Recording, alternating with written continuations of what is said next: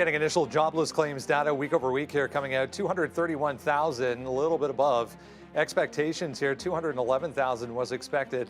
That was the forecast. Again, 231,000, 1.78 million on the continuing claims, basically in line to the number with what was expected. 4-week jobless claims, 215,000 versus 209,000. So continuing that trend we saw. Going back to the non-farm payrolls print at the end of last week. Fed's daily coming up this afternoon at 2 o'clock. So yeah, we got to keep our eyes out for some more Fed speak coming today. Overall, the market kind of hanging out within the range from yesterday. We're near the top end. Pretty good start to the day as we digest more earnings. Yeah, ARM, not good. Downside in a pretty big way this morning. 6% nothing though when you look at RBLX, down more than 29. I saw at the lows there, almost, yeah, there it is, 30% now to the downside. Just took out the lows at 8:30 there. Overall market trying to get back to positive territory on that number, though, at 8:30. Basically flat here for both the NASDAQ and the S&P as we get going on a Thursday. Yes, a lot to talk about. A lot of companies reported overnight yesterday. We had Airbnb. We also had Robinhood, a good report from them. Warner Brothers Discovery also reporting this morning, not a good look. And Tesla looking to lay some more people off, sadly, in China. Yeah, the story continues. Higher on the continuing claims there, ever so slightly, but basically in line with expectations. On the 4-week average for that jobless claims number. So yeah, the market trying to get back to positive territory here. Dollar downside ever so slightly on that S&P moving higher. This is the big one of the morning though. Huge volume behind this move.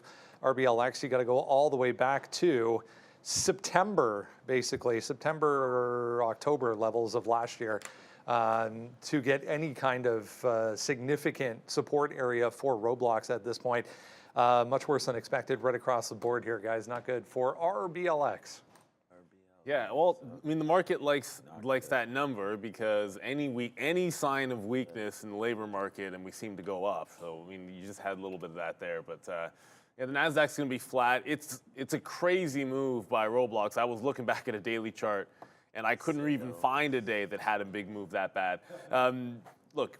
There's no such thing as good or bad earnings. There's just what the market does with it, because I didn't even see, it wasn't all bad. The guidance was bad on the bookings. But at the end of the day, we're here to trade some price action, down 30%. 25 is a monster level on that stock, but they're not the only ones. Robinhood with a beat, so they're actually up, looking strong. ARM with, I mean, the guidance was for ARM, but they actually beat top and bottom, but the guidance was a question for ARM, and they were under a little bit of pressure this morning. Nothing compared to Roblox, obviously. Yeah, that'll hit you out of nowhere. AMC reported, not really as interesting as many of the other names we're going to be watching today. So to the front of the volatility list goes Roblox. They're going to need some Robux to help out here. Although there's a big refresher buying the living you-know-what out of it in front of 27 right now on Roblox. So there's going to be levels that get defended on a stock like this down this much. But there's been a lot of buying in front of 27 already. 25 is the monster one. Yeah, I'm trying to read what exactly was wrong with it and why it's down that much. So we'll figure out more about Roblox. The only idea I have right now, we don't really trade. Well, I mean, we'll trade earnings plays. I mean, we traded Reddit a little bit the other day. Yeah, I mean, there goes Tesla. I was actually thinking about shorting this name again here today, but I wanted to make sure on this job number what exactly we were doing. And yeah, the market just it's turning again. So we're getting right back up into some of these levels. That's interesting. This 18,250 or so level, we might be there at open. And I think if we are, then I think we can continue higher here and just march this NASDAQ back near its highs. So let's wait to see what happens. It's going to be a pretty exciting day, I think, like now. Nice move up. I still think we want to put our short pants on here. But yeah, that's an interesting move higher. But yeah, Roblox down, Robinhood up. Yesterday was another bad day. There wasn't too many earnings calls that were success. I mean, we've had bad ones from Rivian now, Disney now, Roblox, a few others yesterday. What was another one yesterday? I think the only one, Airbnb's down. Airbnb's almost. almost. Oh, that's what it was. 10%. Uber. Well, Uber was down 6-7% yesterday, one of its worst days. And then its worst day in the history of the stock happened yesterday as well with Shopify. Yeah, that's The another bad one. consumer is weak, man. We had Nike down, Lululemon's, I think it's down 35% or something. McDonald's down. All the consumer names starting to hit to the downside right now. Pepsi and Coke starting to warn a little bit.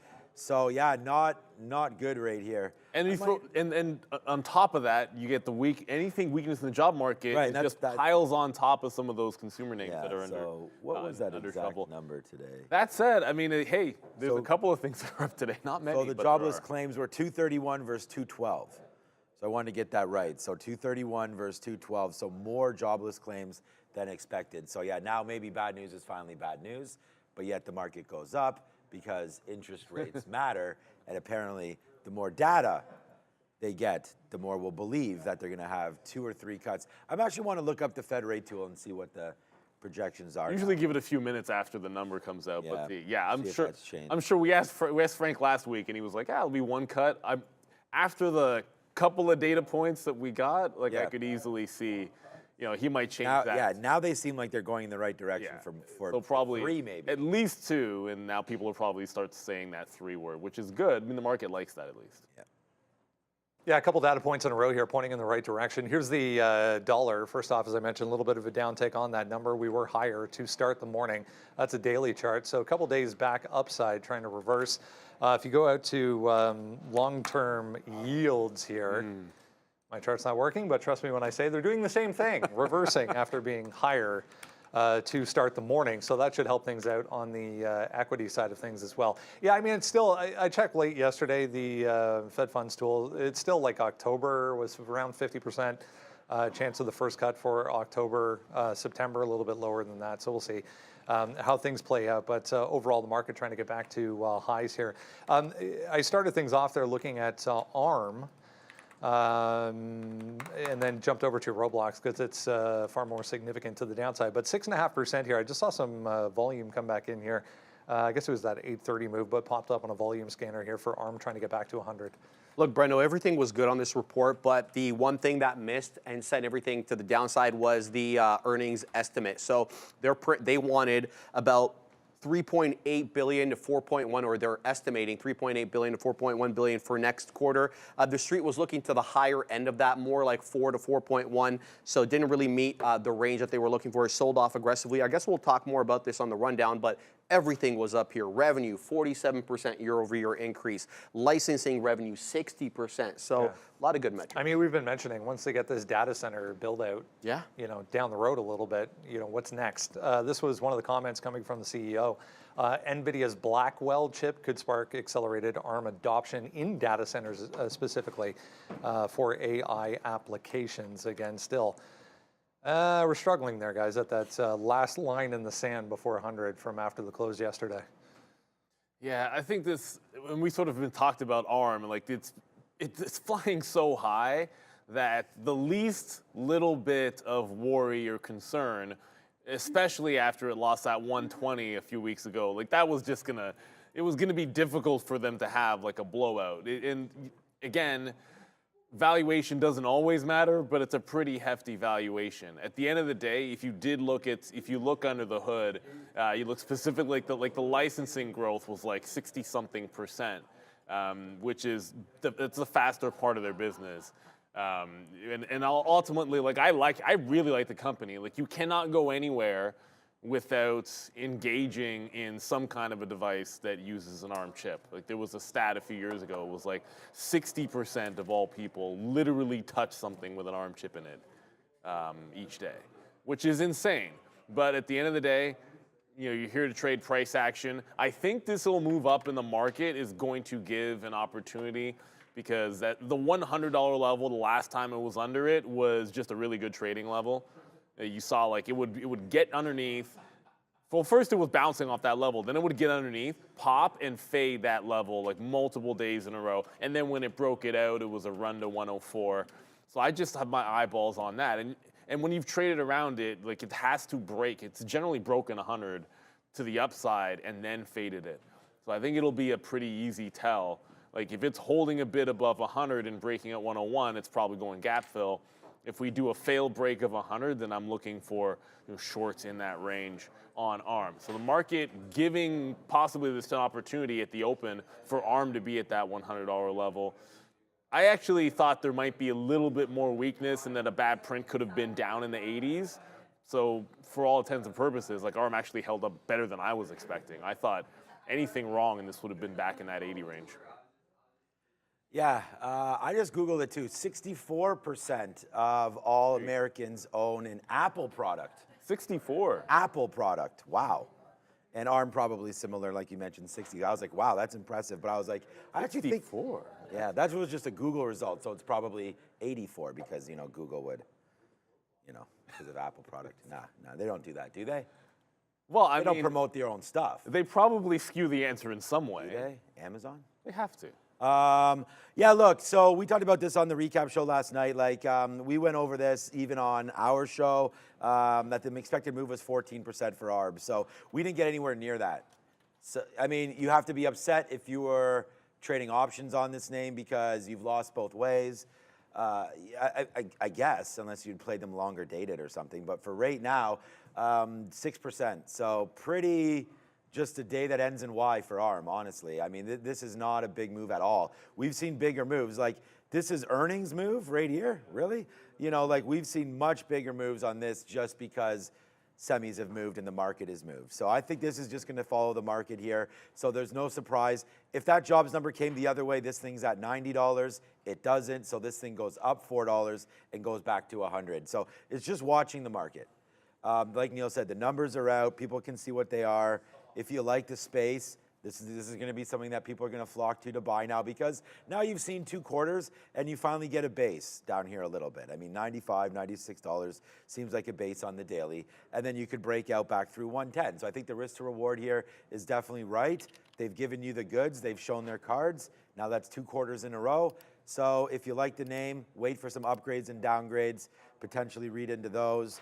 But yeah, for every reason of technology, I think ARM continues to be a player in this space, and more upgrades. The only thing that's hanging over this stock is I have no idea, and I'm not sure if you do either, what SoftBank's situation is in the company.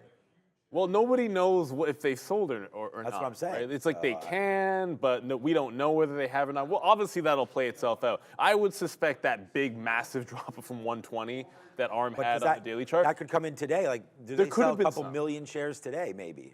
At any point they could, and they own such a big stake. And I think that's sort of like the overhang. Because when it does get going to the downside, we saw this when it broke $120. It got very, very heavy. Which is, in the back of my mind, I see that as like an underlying catalyst. So if you find yourself in a short off of a good level, and a program just so happens to get turned on, it's been pretty lucrative. It doesn't mean they're going to sell into these earnings. Just, you can't forget about that. But we'll see. The market giving you this bump to the upside, I feel like we always want it to settle down. There's a difference between when we react at 8:30 and when there's continuation at the open.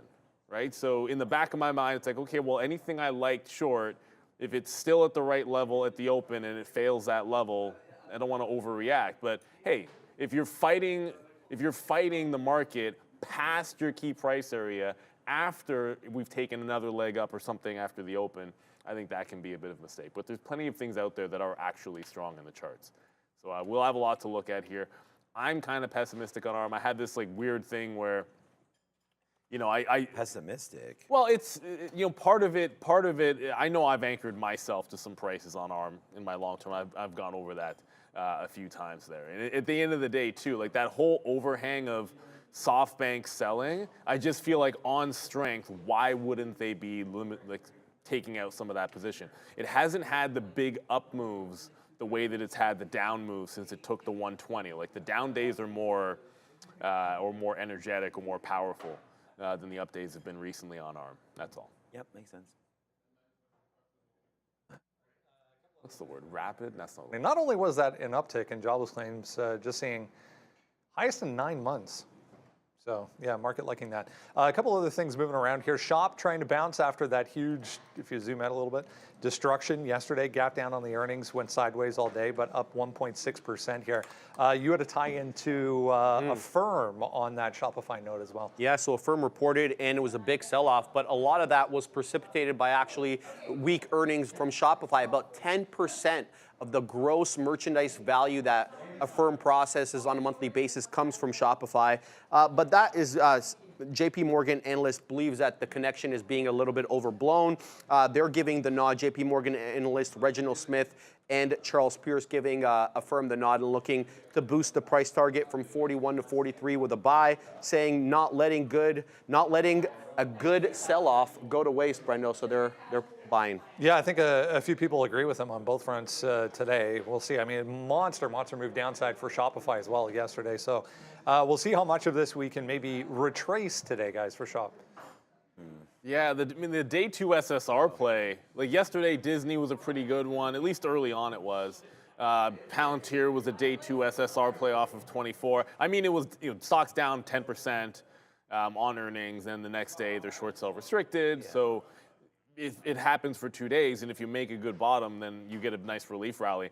I actually liked Shopify for the 61.5 level. I think we mentioned that in the afternoon show, but you've gapped a couple of dollars away from that. So there's your, we got smoked Shopify, but then strong higher low got put in, and if it's gonna put another one in today, the setup, oh yeah, I can zoom back in, that's fine. If you look at the previous close, like that 62.5, it's not a true double top. I know at the end of the day you had this little bit of a spike, but spikes past the imbalance level, I tend to not care too much about that. Like if I'm looking at this 62.5, it was resistance. We essentially close right around there, close enough to it, pull back, and just hang around there at the in the post market for a little bit. So sometimes you get those numbers on imbalances the last 10 minutes of the day, and really you want to look at where the price action was hanging around the most of the time. So 62.5 would be that spot for the higher low today on Shopify, but I feel like it's starting to get away from us here. This is not like Disney where you were right in the pocket on day two, and for the morning, and then now of course I'm missing data on that one, but for the morning it gave you the run into like 106, and we're long it off these levels, and it was able to give you that early run. So you're a little bit gapped away on Shopify for me, but if it were to dip down $1, I'd look for a bounce at 62.5. SSR day two plays are good. Day one has been hit or miss this earnings season, but much more clean if you look at day two for Shopify. Yeah, no, I have Shopify written down on here as well because I saw that it was up today. So I'm always looking for relative strength and weakness, right? And so Shopify, again, on a day two play, I mean, that was exactly the same kind of talk there. The close yesterday was 62.50, so that's obviously a level, and then 62, and then I'd actually don't mind giving this name with the market being up today all the way back into like 60 and change. So even if you get caught long in here, I feel like there's some kind of support here until the market turns. So that, if you do get some flush today because you're up and maybe sellers didn't sell yesterday waiting to see a day two bounce, maybe they do hit this back in, and then I think that there's going to be some kind of support at 60. So Shopify made the list. I like that play. And then Neil just hinted a little bit there about Disney. Disney today, so Warner Brothers Paramount is getting cracked again. The big worry about all of this is the NBA contract is coming due.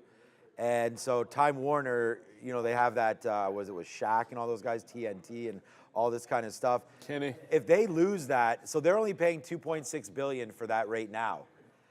That's, apparently the bidding is going up to $7 billion. So that's going to include like everybody coming through with bids, probably. Like everybody, Amazon, even Apple, Netflix. everybody. Like I don't know if they're all going to come with crazy numbers, but definitely, Disney's going to be there with ESPN, and some of these other cable companies going to try to slip in there as well. So Warner Brothers is in trouble with that one. So you can see here WBD. I thought it was like $7.50 or something. Where are we at now? It's okay. So that is what it is. $7.50. Yeah. So this is a worry for them as debt continues to increase, and they're going to have to pony up for some of these properties coming due. So unfortunately, that's the business that we're in now. And you got Saudi money. WWE is tied up with Netflix now. Like there's a lot of examples of this. MLS with Apple.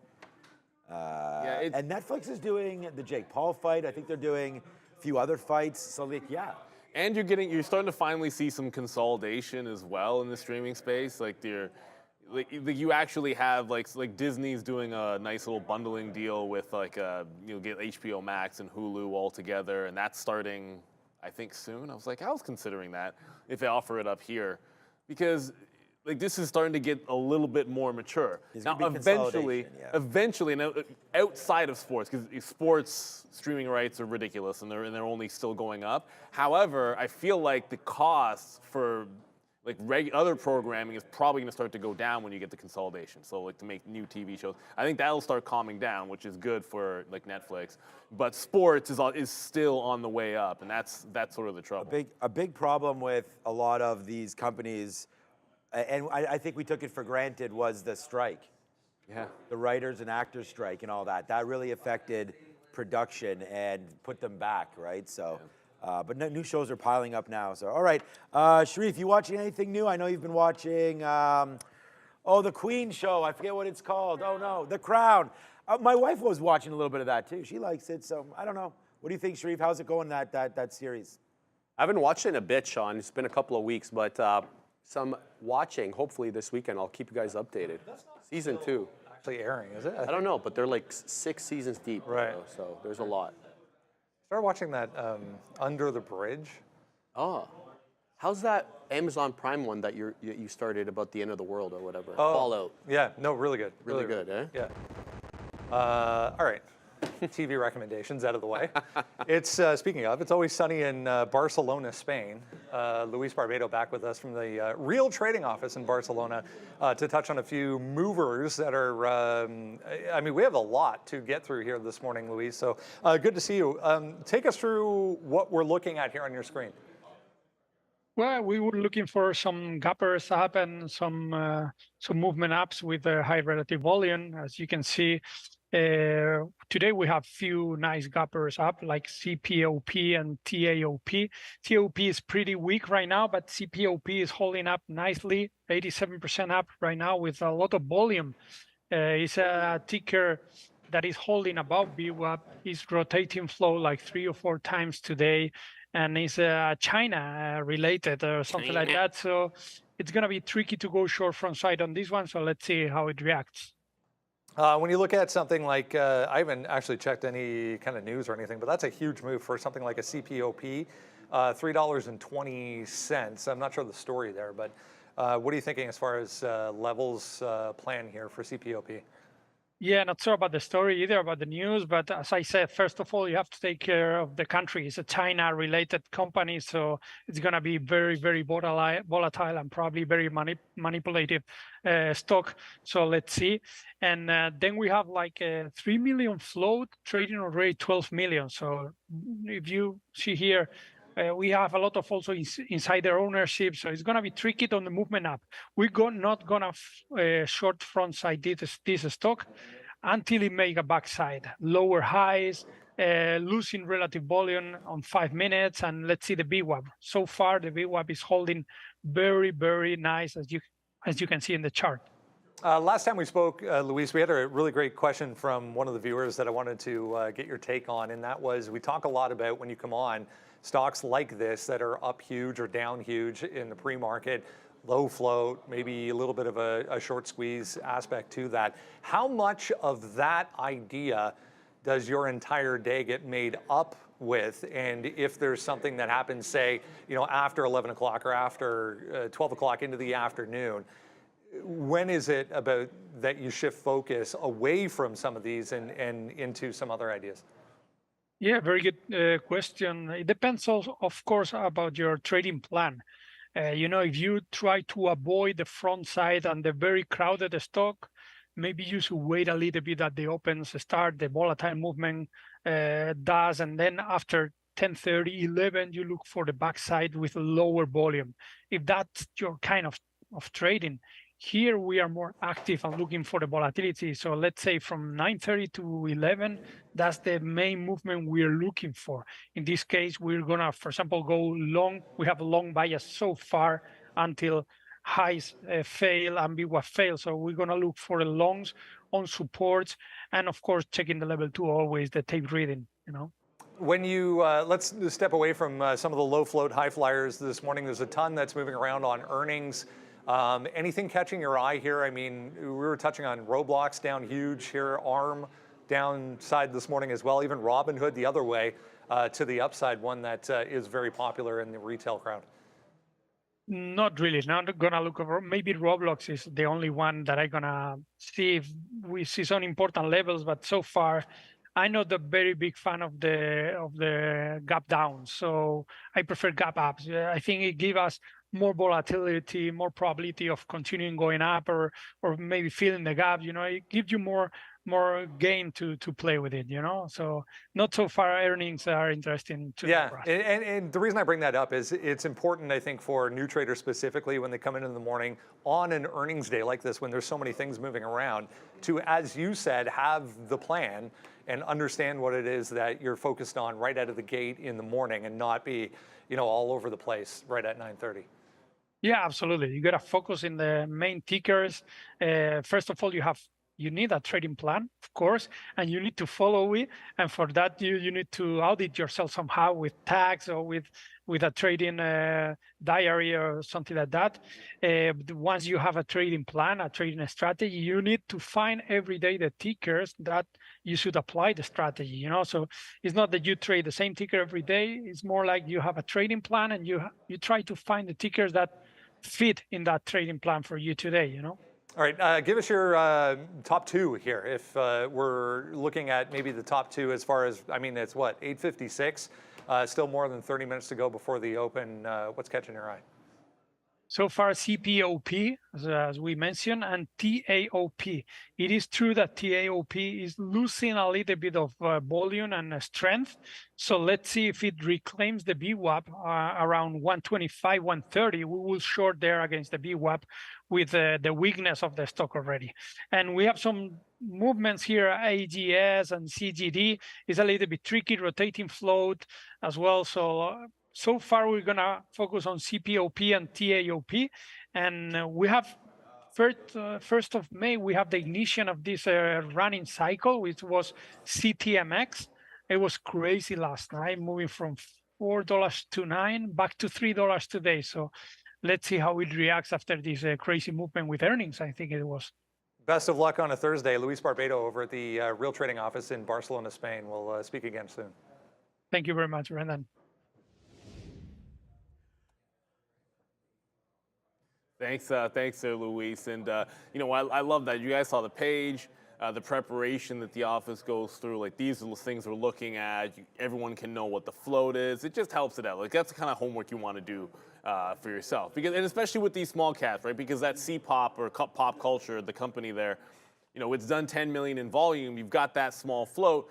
But if you're just looking at potential like runners and small cap plays based on, hey, does it have a good short float, let's just say, that's one without a good, I mean, it's short flow is pretty much zero on that stock, and it's more about the 2.5 or whatever the float ended up being, pretty small one. Actually, I see 1.8, so it's even smaller than that. So this one's really about just the float getting soaked up. Like, it's already done 6 or 7 times the float by my math.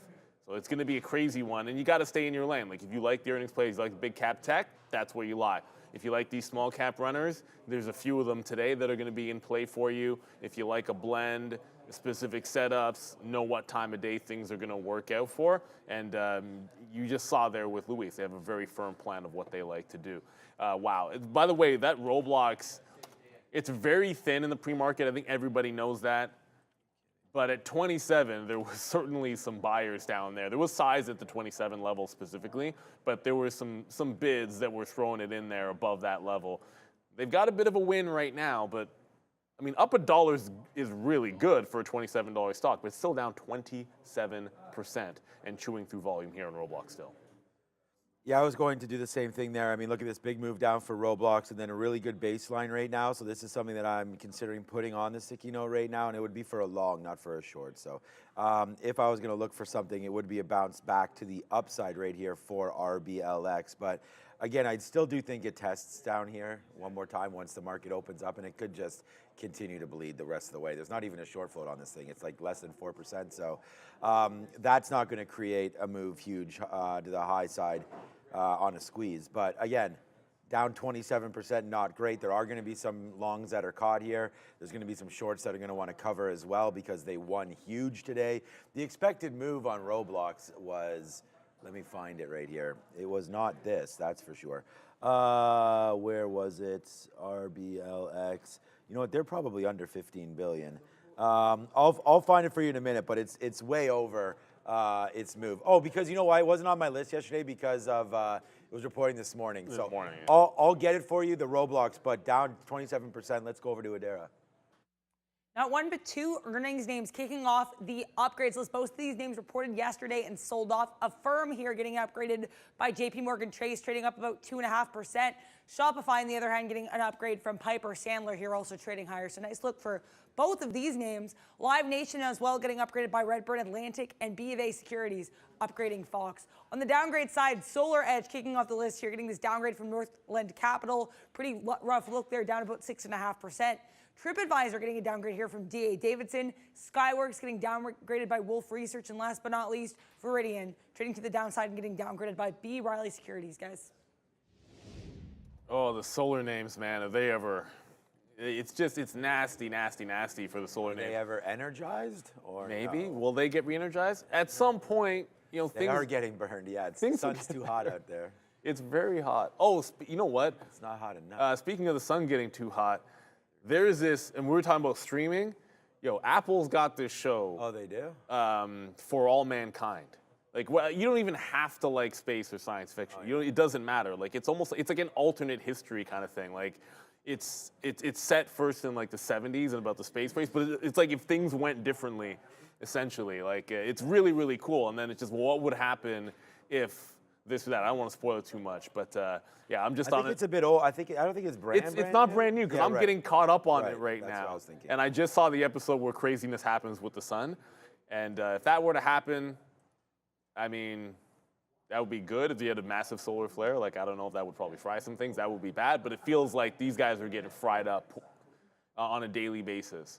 You know, you look at the EV charts and you look at the solar charts, and I'm talking about just about everybody, and they're all going to be the same thing. And until something drastic happens, I feel like you got to think penalty box. You've got to think it's a short till it's not. The 50-period moving average has been the last couple of months has been a bit of an obvious area to short, and you're nowhere even near that. You're now starting to extend away from it when you zoom back in. Forget about things like $50 levels. If this can't get back above the previous low, like, why wouldn't we be continuing down? Like that 54 level, if the market's strong and it can't bust that today, then this is on a one-way course to some fresh lows for Solar Edge. We already talked about Shopify being an upgrade, and I like the day two SSR bounce, but you know, the market took us to a level that I'm not sure we get that long anyways. I found, hold on a second. Affirm has made the sticky note, so that's how you know we're getting serious. All right, yeah, exactly, yeah, get ready. What am I doing? Right here, there it is right here, guys, 27% this move, expected move 12% for Roblox, past move 10%. So you are way outside the box here on Roblox.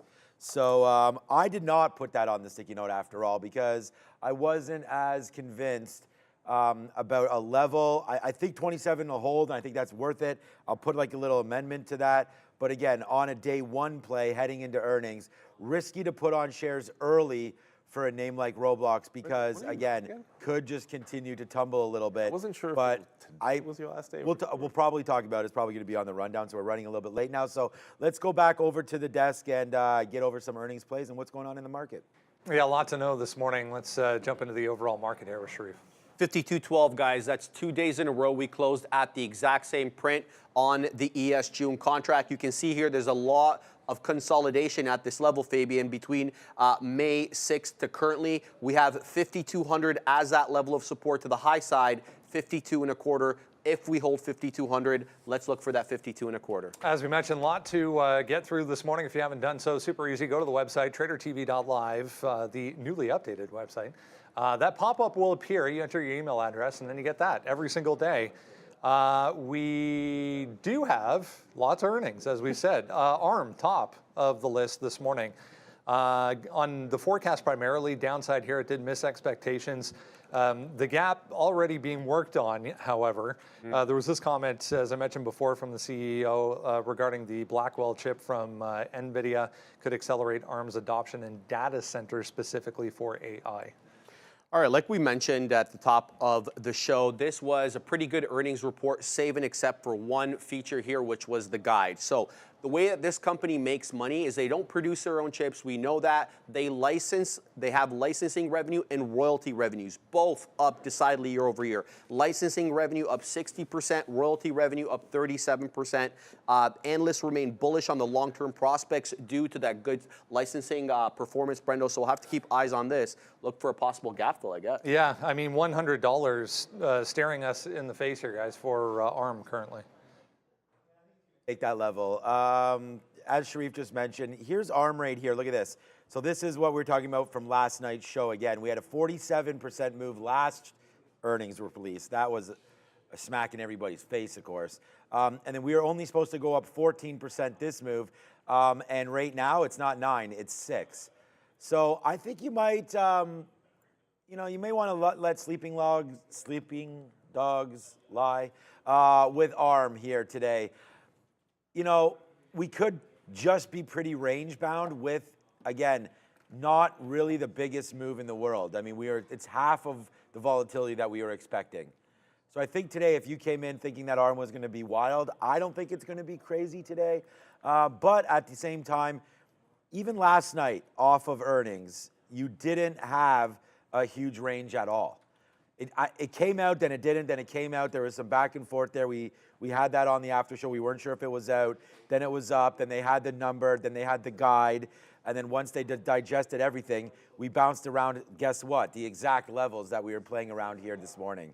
So either someone's going to win and it's going to really break, or it's going to be one of those days where it's relatively neutral trading. So I'm going to go with the latter. You know, I think if you can get somewhere in and around here, you know, $100.50, 101, something like that, and you're looking for a short, I feel like that's a decent level there. We've already bounced off 100, but I'm kind of bullish today, seeing where this market's going now that we're positive. So I would rather actually play the long. But then again, you know, because we're only down 6%, I feel like some of the bulls might have thought they won. So if the sellers want to come in and punish, this name could get hit. And I've already mentioned to you, and I haven't dug into the report. I don't think any of us really know if it was even in the report at all, but what the stake is here with SoftBank. So that's, to me, is the only really important thing. I saw nothing about it. Right. So SoftBank can come in here and take this name down 10% today. Yeah. So I'm going to wait for it unless it gets to those levels. I think it's a no-brainer. Stay away until you get somewhere, or maybe 11 o'clock. Like once the market settles down, maybe. Look, if it fails a break of 100, meaning it goes over $100, doesn't get past 101, comes back underneath that, then I like a retracement short. If it does that and then consolidates under VWAP, then I like that. So I'm looking for that play. If it's breaking out over 101, then I'm probably sitting it out because I just feel like into strength, you don't know. SoftBank could sell into it. Like if I want to express a long chip play on a strong market today, there's always NVIDIA as opposed to ARM. Like I'd be much more inclined to go that way. So it's very specific.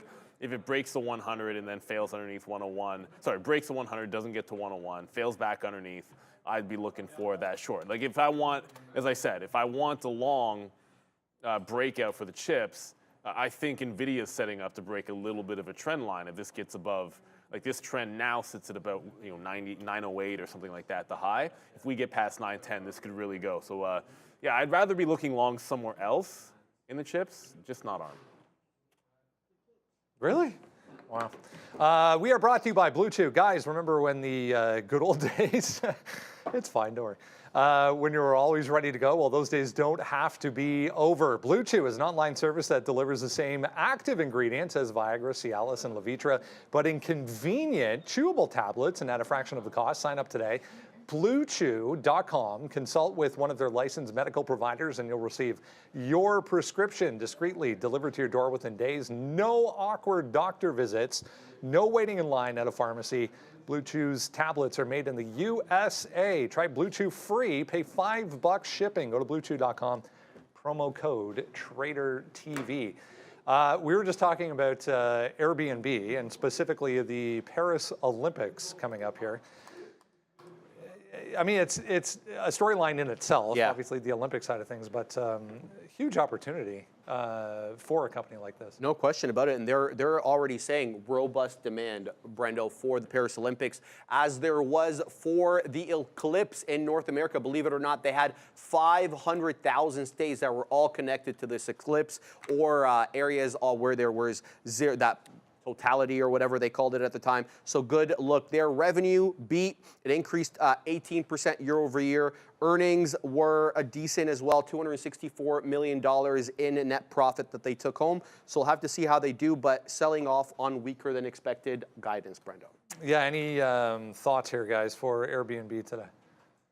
Some slight concerns. We already, we talked about what's going on with the consumer in terms of retail as well, right? So you have the fact that everyone did all their rebound, a lot of people did a lot of rebound traveling post-COVID. That's taken place. You get a little pullback from there. Then throw on top of the fact that you're starting to get some jobs weakness in the labor market. That's going to also affect travel to a degree. And when you start to see it roll over like this on Airbnb, let me just get the 200 period going there. When you start to see that roll over, yeah, I just feel like people might start selling this into that weakness. The good news, I mean, the 200 period's right here at 142. It'll be, this will be short sell restricted. I think it's almost exactly at $142. I didn't do the precise math on that, but 10% down is gonna coincide roughly with that number of 142 and the 200 period moving average. So that's the play I like for Airbnb. The market took us upside here, so a defend of that level on an SSR bounce is pretty unlikely. If it were to run pretty heavy, this is one where I would be looking for places to fade. The gap is so wide here that getting back into previous support seems incredibly unlikely. That's $153. So the 150 level is a nice round one, is going to stand out for me. I see this a little bit differently than I can see some strength in the chips on these rate cuts. You never really get rate cuts until weakness starts happening in the economy, but these guys are affected by weakness happening in the economy a little bit more than high growth tech.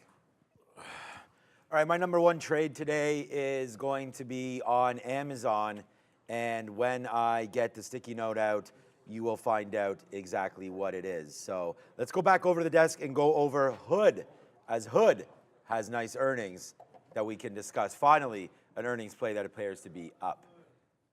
Yeah, a little bit rare today to see these positive moves, but higher trading volume, specifically on the retail side, coming through for Hood, which stood out to me. So yeah, just took out the highs there, a little bit of a pullback, but working on that aftermarket high right now for Robinhood. So this is interesting because equities trading was also higher. It wasn't just crypto trading. So they made money three ways. A lot of equity trading, crypto trading, and net interest income. A lot of people are diving in and using margin, and they're having to pay for that. So they're printing money off that. They made $157 million in net profit. Compare that to last year on the quarter when they lost $511 million. There is a bit of a headwind, though, Brendo, that SEC Wells notice about having crypto products that they consider to be securities on their platform. So more to be decided about that. We'll have to see how that works out. Yeah, to be determined, I guess, for them. But I was just going through some of these analyst notes as well. I mean, there's a ton of them. JP Morgan, one of those. Very optimistic, if you read into this note, about the future of spot Ether ETFs going to benefit companies like Robinhood as well. Yeah, these are the only guys that, I didn't check. We don't look at every single earnings name. There's probably somebody else that reported that actually isn't down. But out of the names that we were looking at, or the names that we're interested in trading, Robinhood's going to be the one that was already up. Growth was definitely strong here. It's in an upward trend on the daily chart. So if it's going to follow the market, I like this one for a long today. Obviously, you're not going to get $18. When I sat down, that seemed like a possibility to be dip buying off of 18 into the 18 quarter. The number hits, and you just adjust. But the principles is still the same. Resistance into support if you like an upward move. So instead of like shooting into this range, I look at that 1865 zone. You're at a resistance spot on the daily. That's why you can see like 1920 marked off. So I would anticipate you can have a pullback. But into that pre-market low is the previous high. So I want to be long this stock. If it can't hold on to that 18.5 area, then I like the 18 to 18 quarter right down off the 50-period moving average. So I want to be long on Robinhood, willing to do a couple of different levels on dip buys. And I'm going to feel, we learned a lot with Palantir the other day. Like if you're looking for a dip buy on a gap up, let it get to the zone that you want it. Take your shot there. If it doesn't work at that price, then allow it to make a bottom. If it's at the same one and it sets up on a nice little roundy face, then you just go at it again. But make sure you do so within that same execution plan. Like I don't want to be diddling in the middle over trading the stock. Like allow it to get to the level and then trade it at that level. All right, my play is going to be another day 2 earnings play, and it's going to be on something that's not similar to Robinhood, but again, another name that should benefit from a bump up today with this good news about the not good news about jobless claims, but good news for the market here. I think a firm can bounce. Yesterday, huge moves down. We'll play this off another day 2 earnings play down here near 31, 31.50. Plus, I think I can break this 33 long and get back up to the upside where we had been a little bit. So some of these names, like look at all the big banks, right? Like JP Morgan, and JP Morgan's not a firm. We've been shorting a firm. I don't even know if I've ever gone long. I'm not sure I've ever written long on here before, but JP Morgan, look at this. Horrible quarter. Okay, that's nice. Right back to where we were before it. So thank you for all the opportunities to buy the dip, and now JP Morgan's all the way back up, right? You see similar stuff with Morgan Stanley, with all these banks continue to retrace back down. I mean, boom, there it is. That was also on the wealth management scare there. Boom to the downside, now all the way back up, right? Goldman, they're all there. You can even look at TD Bank is going through something. That's going to bounce back. Everything's going to bounce back. Look at Goldman. Boom. I mean, Goldman, come on. There was people on here before, Goldman sucks instead of Goldman Sachs. Yeah, Goldman Sachs saying, how does that suck? Right? So again, monster moves. I just feel like potentially here, I don't know, maybe some of these buy now, pay later names will continue to actually not be as bad as I thought that they were. They have lower delinquency rates than credit cards. How is that even possible, right? So I guess they are sort of having some good due diligence checks on these names. I like a firm here. I think it can work, and I've never really said that before. So a breakthrough 33, I think we're going to go long on a firm. I'm writing that down, or a dip buy into 31.50. So there you go. 2 ideas for one. It's a 2-for-1 type of day. All right, let's go to Roblox. Trying to get back towards 30 bucks right now, but struggling a little bit here. A lot to know as far as the actual earnings are concerned. Subpar to say the least when it comes to the forecast and outlook as far as this note mentions, but everything in here a bit of a mess. Yeah, exactly as you said. They're looking at $870 million to $900 million in revenue, or net bookings, as they call it, for the next quarter. The street was looking for more than that, $902.5 million. So sells off on that. They did actually make. They did do it a little bit better than expected when it comes to net profit. They lost about $265 million. The street was looking for about a loss of 345. But guys, this is a company that has as its biggest demographic ages 9 to 12. So, this one to me looks as if, could be a little bit inconsistent. Yeah, I mean, I'm just looking at this as well. Like active daily users were higher. Monthly unique payers were higher. The average booking per user was higher. I mean, it was 2%, but not huge moves for all of these, but all of these green numbers here. So not all bad for Roblox today. Yeah, like basically, if you look at the next quarter bookings, that signified like that guidance signified a drop quarter over quarter, and I think that's the thing that's getting harped on. But then if you look at the full year revenue number, that was still at the top end, so that ended up still being good. So they're basically saying, hey, we're expecting a little bit of a drawback in demand, but at the same time, the full year we still think is looking rosy. So it's really not all that bad, but it doesn't matter. It's how the stock reacts to it. 27 already formed as a buyer. When we sat down, I really just thought it was going to be about 25. We get down there, we go long. On the daily chart, you have to really zoom it out there. I'll go all the way back to September of last year. So now the 25 level doesn't seem as likely. Still, we'll look at the 27 if it busts underneath VWAP. But down this much in an up market when it really wasn't, a million bad things and all doom and gloom, and close enough to 25 that I just want to be looking for longs. If VWAP can hold the open, that puts that in play. But I still want to give a chance that we can go long off the 27 level because clearly there were buyers in the pre-market. It was super thin down there and like 20, 30, 40 cent spreads at times, but the buyers were at the 27 level for sure. Just messaging with Brian Shannon here. This guy's hilarious. Okay, so real quick on Roblox. We're running out of, well, we're not running out of too much time here now, actually. Yeah, it's funny you said between 9 and 12-year-olds. Like, I have a 9 and a 12-year-old, so that's great. Yeah, look, I know Roblox is hot with the kids. Again, a nice little dump out there. They didn't like the report, fine. I'm not here to judge where the stock is going. I'm just trying to look at some levels right now, and on earnings, it's very hard to do. Like, I don't know, it's not a huge short float, it's only 3 or 4%. We've talked about that. Generally names that traders are going to want to gamble on are going to have higher short floats. So I think this took a lot of people by surprise and holding out for that $34, $35 level, while you didn't even get a chance to defend that. So I still feel like a lot of this crush right here is the fact that there's a lot of traders that were probably looking in and around these levels, $34, $33, to get out on a problem. Well, that problem happened and punched you right in the face. So now you're going to be looking to say, hey, is this an average in type of situation now for a lot of traders? Or are they going to just dump the shares and deal with it once it gets down in here to 24, 25? You shoot first, ask questions later. So I'm a little uncertain about what's going to happen here on Roblox.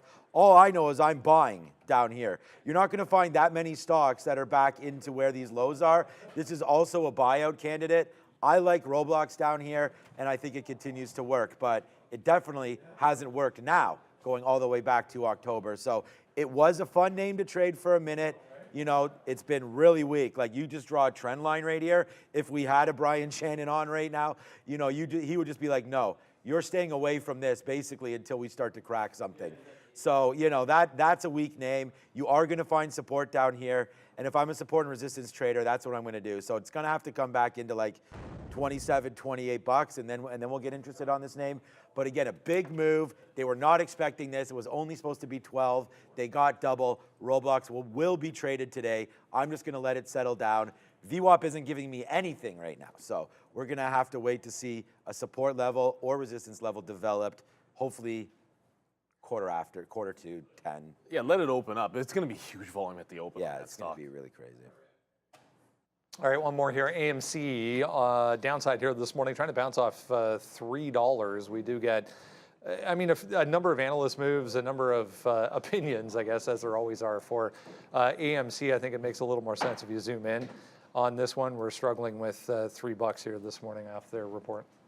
Yeah, so with respect to the report, they printed revenue of $950 million. The street was looking for $871, so a nice beat there. They also lost a little bit less than the street was expecting. 78 cents per share they lost. The street wanted 79. Here is the headwind, though. So we know that there was a writers and actors strike in 2023 in the summer. That's going to actually manifest this year. So with respect to the second quarter box office, they said it will continue to be affected by the 2023 Hollywood strikes, but we continue to be ebullient, Brendo, about the upcoming film lineup in the second half of 2024. The challenge today, use that word. I think the lack of, my mic is not working. I can take over. At least Oh, no, we understand it. And it's because I know what you mean by it, but come on, son. it was, if you guys aren't watching the market recap show and you think we're having fun now, you have to watch the market recap show. Adara and I, that ebullient yesterday, we had it up. We talked about it. I told Chris Bretcher, I hope he has an ebullient evening. We Googled it. It was a hell of a lot of fun. please make sure you check out the market recap show every day, which I believe today is going to be Neil on the ones and twos today. So what? Hyundai P. Yeah, Hyundai P. Okay, exactly. So we'll have an ebullient time on that show tonight. So that should be a lot of fun. I believe it should be Danielle, so that should be good. Yeah, Danielle Shea tonight. AMC just... Look, I just remembered to pay for locates on this stock. Yeah. I was like, oh, that's right, AMC. But it's not really moving is what I was going to say. I'm not, honestly, AMC down 4%. I mean, again, you have to be confident. Like this stock, you're going to have to trade thousands and thousands of shares. Come over to the screen right here.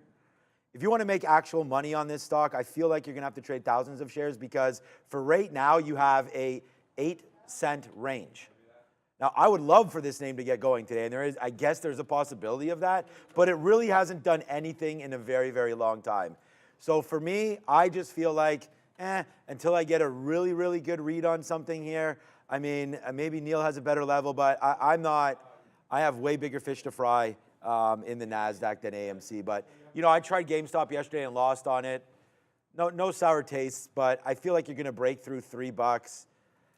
I don't know. For me, I would use too many shares here, and then if I'm wrong, I'd be upset. So I'm going to pass on AMC. And see what Neil has to say. Only 4 minutes left. Yeah, like every trade, everything's about risk to reward. The fact that AMC did not go the last couple of days when GameStop was going is one factor. The fact that it's not moving up when the market's moving up is another one. And then if it breaks underneath $3, there's just room to the bottom. And look, what's happened when this has broken shelves before? Maybe it breaks a shelf and doesn't do anything crazy. But the last time it had a consolidation kind of like this, it broke a shelf at $4 and within 2 days was at $3. So the potential is no question there on AMC. Like if it breaks 3 and I'm in, you know, at 97, 98 or something like that, you put up like 4 or 5 cents worth of risk. It's got 280 on the last couple of weeks as the bottom, and if it gets to a fresh low, that's like a 240 level. So it's already under pressure as far as I'm concerned. And it's like I kind of feel like how I feel about Nikola, where you can sit in there and they can have those like small moves that you win on, but then every now and then you're going to get in one and it's just going to absolutely flush into the downside. So it didn't move up on a lot of the GameStop movement the last couple of days. So that whole sympathy, whatever you want to call it, meme stock, short float, all that stuff isn't really existent for them. And then on top of it, you're down on earnings. You break under 3 at the open. I want to see it open down there under $3. It's a New York stock. It might take a minute to open. But I'm still looking short for it. And if it ends up popping, I just don't trade it unless I guess it gets to like 330 or 350. Ooh, 3 minutes to go. Yeah, 9:27. I'm just trying to get some orders out right now. I want to check back in on a firm. I do want to be bidding a little bit on this name. I mean, I was talking about, we didn't really get to it, but there's a big level, and it is on the sticky note here today. It is going to be AMD. So I wrote down AMD here as an opportunity because this name, again, has just been beat up a lot. It's down like 40-something%. Like it was at 2, or maybe at its bottom it was, from 226 all the way down there to 140. Like $80 off of 220, and now you're trying to bounce in and around $50. I have no idea where this data is. I guess that's just a larger gap than expected. But right there, 150 was sort of what I was thinking we could hold out on. So I wrote that down if we get down to AMD. So I just put a bid down there near 150. If we break it, we can get out. I like playing key levels. I see Sharif is busy, so I'm not going to throw it in right now. And then, so that's AMD all the way down there. We'll put some orders ready. You let me know when you want me to go to Sharif. A firm, he's good. Okay, and then a firm down in and around. The levels I wrote down was 31.50. Let's get some orders ready to go. What's up, Sharif? Today, we're talking about buying the dip, Sean. All week, we've been talking about IPOs, SPACs, and direct listings. Today, we're going to be talking about buying the dip on those bad boys. So check that out with Adair and I on How to Trade at 11. Bad boy. There you go, buying the dip. I feel like that's at least once a day. There's something at the open or in the middle of the day. We're like, oh, that's our buy the dip level. And you always want to look for some kind of entry strategy. And a lot of times you don't have to want to buy those highs. You want to buy that dip. We mentioned NVIDIA in there already. I just wanted to go quickly back over. We like Shopify on a dip buy. Day 2 play for Shopify. If it does make a dip, it doesn't have to happen. Alex in the chat saying CLSK reported a beat as well. Yeah, CleanSpark, we were in Mara mostly yesterday, but CleanSpark looks like it is up on a beat. I haven't read the numbers or anything like that, but watch out for that crypto play. Kind of like Mara, if it can hold above 20 the same way that I did yesterday, but unfortunately that stock back underneath the $20 level. The other names that we're going to be watching, didn't mention, we already talked about Robinhood, looking for a dip buy there. Beyond Meat reported and not good. I don't think that's surprising anybody. It was something like 8 straight quarters of year-over-year decline in revenue, which, yeah, that's not good. Beyond Meat's another name down double digits here. I like it back into the 230 for a fade play. That's a stock I don't want to be thinking long. An earnings play long I like for Robinhood on a dip buy. So we're on the bid of, I just mentioned Shopify. We're going to have Robinhood out here in front of 850 as well. As we get to Adara on the bell on this Thursday, lots of earnings, lots to get to. Market wanted to go up because of that ADP number, but we still have to navigate this open in 2 and 1. Ring it. All right, we're going. All right, here we go. First position we'll probably get into will be Tesla. This was an idea that we had on our board for a minute. Yesterday, 176. We didn't put the offer out. We missed it. We're going to wait to see if that happens as well, as now comes Tesla to the downside. So we'll have to be patient with that one. I thought maybe we would get an upside push. All right, we are buying basically all of the dips on Amazon until we get, you know, basically blue in the face, I feel like here.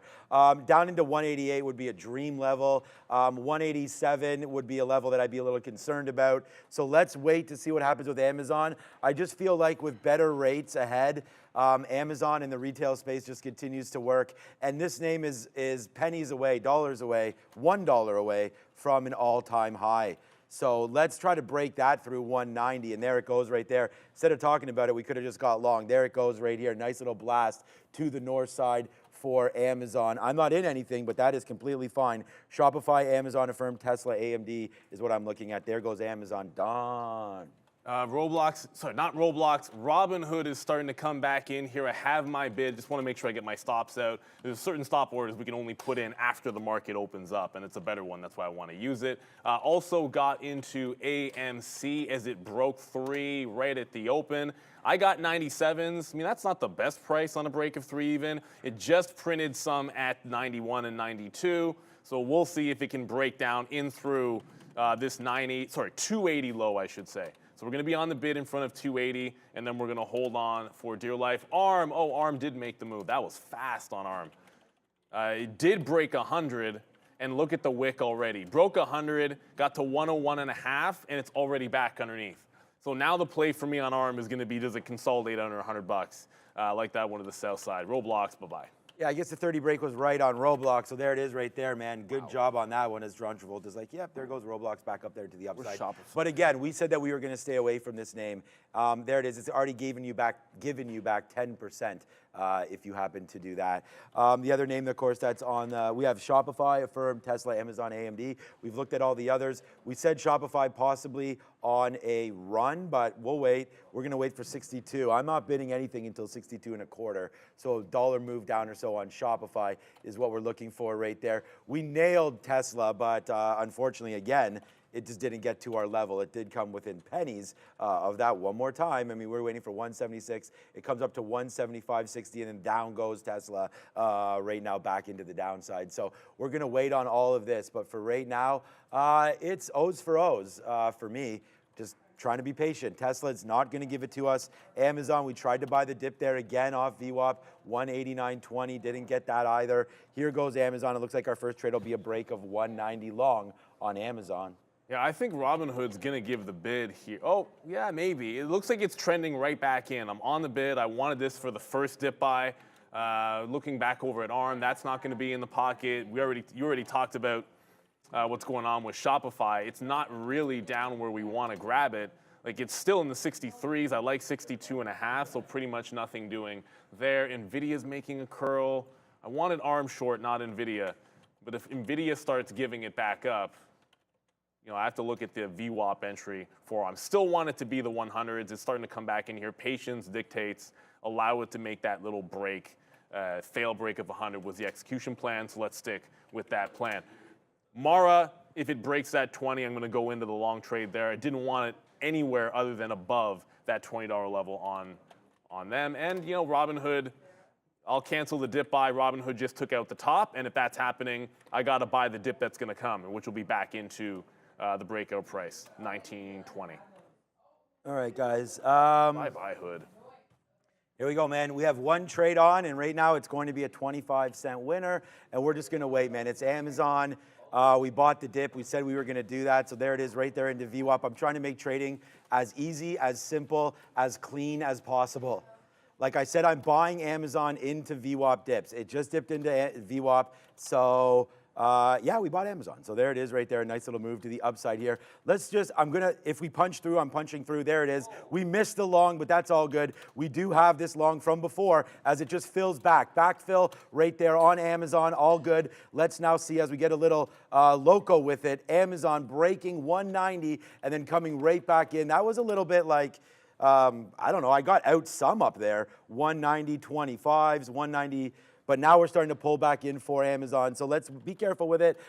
Failed break there of 190, all good until that happened. We did get some on the out on the upside. Let's wait to see what happens here with Amazon, sort of hitching our wagon to this play.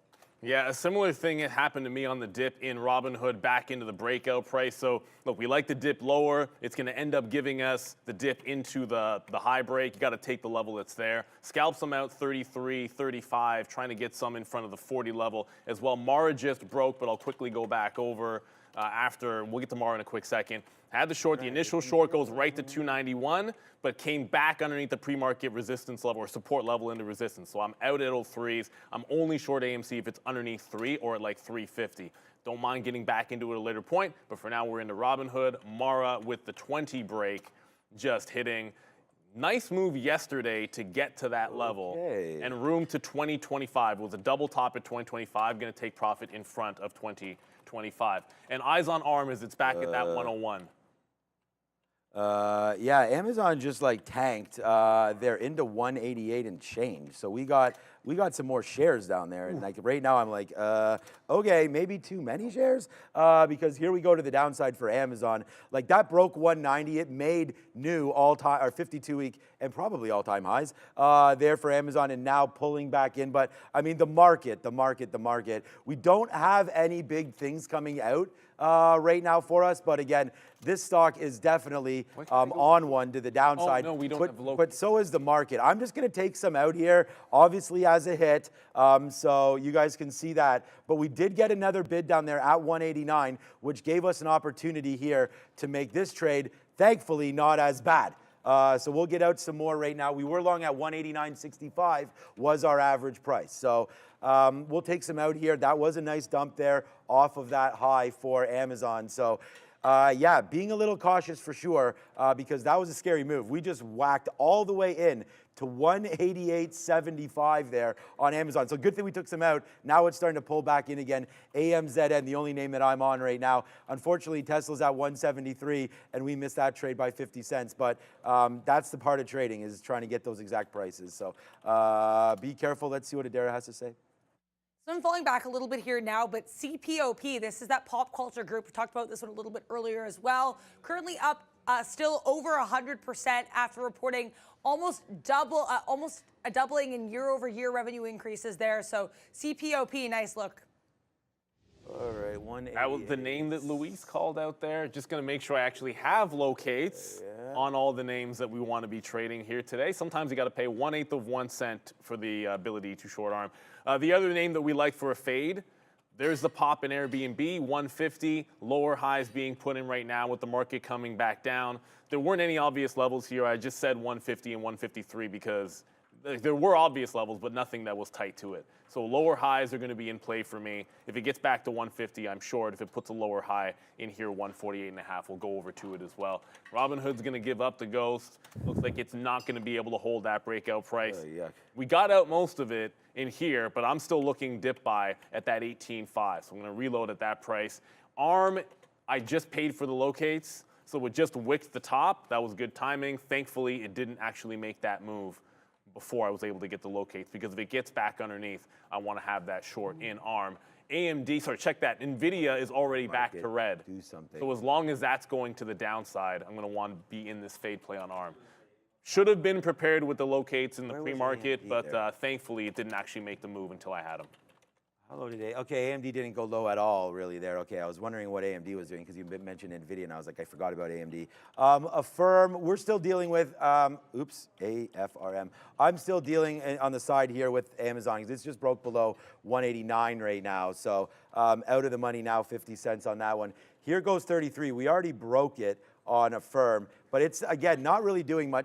I can't, like the market, all these longs today, we said we were feeling a little bullish off of that jobs report, but I mean, that can obviously be affected right now as you come right into where we were pre-jobs report. So it's not, it was just jobless claims, so it's not NFP or anything. But right into there, let's see if we can hold this level, giving it all back as we had thought, okay, maybe this is more leaning towards rate hikes, rate cuts, and right now, giving it all back. So that story is sort of gone. But there's the 33 break on AFRM that we liked, and we just didn't get that exact level. So let's try, oh wow, look at that big ARCA book. What the hell is that? There's a big, yeah, there's a big ARCA there on Affirm. So I'm gonna go long at, I don't know if you guys, right there, 33.28. So as long as that's real, we have 100,000 shares there trying to help us out. Let's go long here against 33. If we break 33, we'll get out. This could just be someone holding the level because look, it's also not breaking 35. So there's some like fishy business going on here, but hey, it's a stock market. So of course there's fishy business. All right, so, oh, we got in and then back out. I think that was maybe a bad trigger for us on Amazon. Let's buy a little bit more. We weren't stopping out right here. But we did apparently. So we got to wait for at least a 188.50 break. I think we got in and out there of some. So let's wait to see what happens with Amazon. What's up, Adara? App 11 trying to break pre-market highs here. Currently up almost 14% on an earnings beat across the board. It also is worth noting APP has a short float of about 6.6%, guys. Yeah. All right, here comes a couple of things. Two things. We'll get to one first. I think I just got wicked out on ARM, which I'll quickly show you. Might have placed the stop in the wrong spot. Yeah, that's happening today, isn't it? Actually, no, I had the right spot. It just wicked me out. And when I say wicked out, meaning like it broke, I was giving it past 101 by about 20 cents. I'm like, yeah, I'm not going to get stopped out if it just breaks the even dollar. But it did get up to that 20. So it's right back in the pocket. It would be in the money like, obviously, it would be in the money, but it is what it is. My stop was right here at 101.20. I'll look to get back into it off the same level, give it a little bit more room the next time. Shopify, okay, this market's really falling, and now Shopify's come into the dip buy. Oh, is it? Okay, well, we better watch out for that then. All right, so Shopify's starting to come in. I don't know how far I'm chasing ARM to get back into it, but I'll slap the fail on myself. You have to pick a place to get out. I wanted this one short on a fail break. I put too tight of a stop, obviously, as you guys can see, and now it's absolutely flushing. NVIDIA's at 893. Yeah. Oh my goodness, am I really chasing this through 100? All right. If it holds underneath $100, I might try to take the short off the $100 level. And then the obvious place that you can probably predict that I'm going to go is I know without looking that Intel would have just failed the $30 level. So we can short this one back into 30. You know, I liked, the short I wanted was obviously Airbnb, but mostly ARM. So to be down on it's kind of frustrating. But we can get Intel maybe in front of the 30 level and try and scalp some out there on the way to the downside. I'll check back in on AMC as well with the market falling. Yeah, the market, I mean, this is going to be, I mean, obviously our firm went right back through 30, so we wound up here, I'll show it to you. We got hit there, so again, not huge. We were only playing off that ARCA level, so we did buy some more 33s, and then it broke lower. We actually got a pretty good fill there, so all is fine on that one. We're still waiting for that Amazon 188 level. Maybe we can get that and we can put on some more shares. But for right now, yeah, man, I mean, this market is not doing what we thought. I was like, hey, man, as long as we're above 18,000, we're good. But right now, we're dropping into some levels that we had seen yesterday that we had tried to hold. So we'll wait to see if we can get to 18.1. And then that very bottom yesterday was 18.0775. So yeah, you're 50 handles away from a pretty low test from yesterday that we managed to hold and then ripped off of. So like if it comes back down there and doesn't hold, then you're going to get a lot of traders that were long yesterday that are offside again. So let's be careful with it right now. But yeah, for their Affirm down, you mentioned Shopify. I do have a bid on Shopify. That didn't hit yet. My bid is 62.25. 62.30 it goes down to. So we're going to have to wait for that one. But for right now, the market downside. And yeah, the reason why I guess Amazon just continues to do this Holy NVIDIA. is because the rates aren't the story. So we thought we were going to go long based on positive movement there from potential Fed movement. But again, there's no Fed speak. There's actually daily, I think, was coming. Yeah, it's, you know what, at the end of the day, we always say don't overreact to that first move. At 2 o'clock. And then let's see what happens at the open. But at the same time, like the longs did set up. So I had the breakout on Robinhood. It did get to the 40 level. I reloaded in front of the pre-market low, which was actually the original plan. Got in, actually added to it at the 50 level, and it just jams out. Held some, but then it broke the lower high anyways. So we traded it at the right price levels. It's just going to end up being a loser anyways. So we were patient enough to wait for it to get to that bottom, but just being patient is only half the story. Getting back over to ARM is going to have to be a bit of a different execution plan. It's actually making higher lows, and I look over at NVIDIA, and you've got to be able to do this. NVIDIA is still flushing, so there's obvious weakness here in NVIDIA relative to ARM, which is going to lead me down a different path. When it comes to executing. Still want to be able to get intel if we can. Shop's not holding the bid either, so I don't want to just be sitting there like averaging into it. And then if you're looking for dip buys, you just said it in the chat there, James Choi. Remember Disney? It's always the one that you don't, I'm out of Shopify. It's always the one that you're not looking at. That'll update in a quick second. Disney went right into yesterday's low. You got to pick and choose. I actually thought Shopify would be a little bit more, for the post-earnings play, would be a little bit more juice to the bounce on Shopify because it was down so much. It turns out Disney was the safe play. So shout out to anyone that chose this one. It was a good one yesterday at the open, but remember it gave up VWAP and ended up back down a little bit lower. I'm going to wind up getting stopped. I mean, Amazon here, we took one last shot at this play, and it just keeps getting sold off. Every single bump up, I'm selling on the bumps just to try to ease the pain here. But like, see that? Like it just got through. It went all the way down to 05 or something, and then gets all the way to 20, and bang, immediately just sent right back down in. The buyers are going to have to step in on this, and right now they are not. So this is not a great experience here holding this 188.50 long now on Amazon with a full position. So, I mean, if we break lower than this, I have to get out at 188 or else. It's not going to be a good day. Well, it's already not a good day, but it's going to get a lot worse in a couple minutes here if we break. Well, not if we break, when we break, I should say at this point. Here it comes, 188. We wrote this down. We trusted our levels, and today, no. The market is like, what levels? We are selling, and we are selling pretty nicely here, especially in AMZN. So there it goes, man. Straight. This is looking exactly like the market, I should say, but it's straight downside fire. We did just to talk about something that's actually in the money for me. We do have right here a firm. We did rebuy that off the $30 level. So Yahoo for a firm. But we do have an opportunity to get out of some Amazon. See, as it just bounced back up, and I offered that 17 level. As soon as I pushed offer, it just went down for like 30 pennies right there. So like, this is the problem. Not much liquidity on the buy side, man. Anything comes on that offer and they run away. So yeah, Amazon right now, yuck, yep. weak here, but it's a firm upside, and we're in Shopify now as well. Before we go. Yeah, go ahead. No, I can absolutely second exactly what you just said there. If you throw an offer, it doesn't matter the size. If it's at a resistance level, the market's running away from it. Because I was right there on 1 penny away from getting filled on ARM, and the second it gets there, boom. If you put a new order in, it's like, forget about it. We're headed to the downside.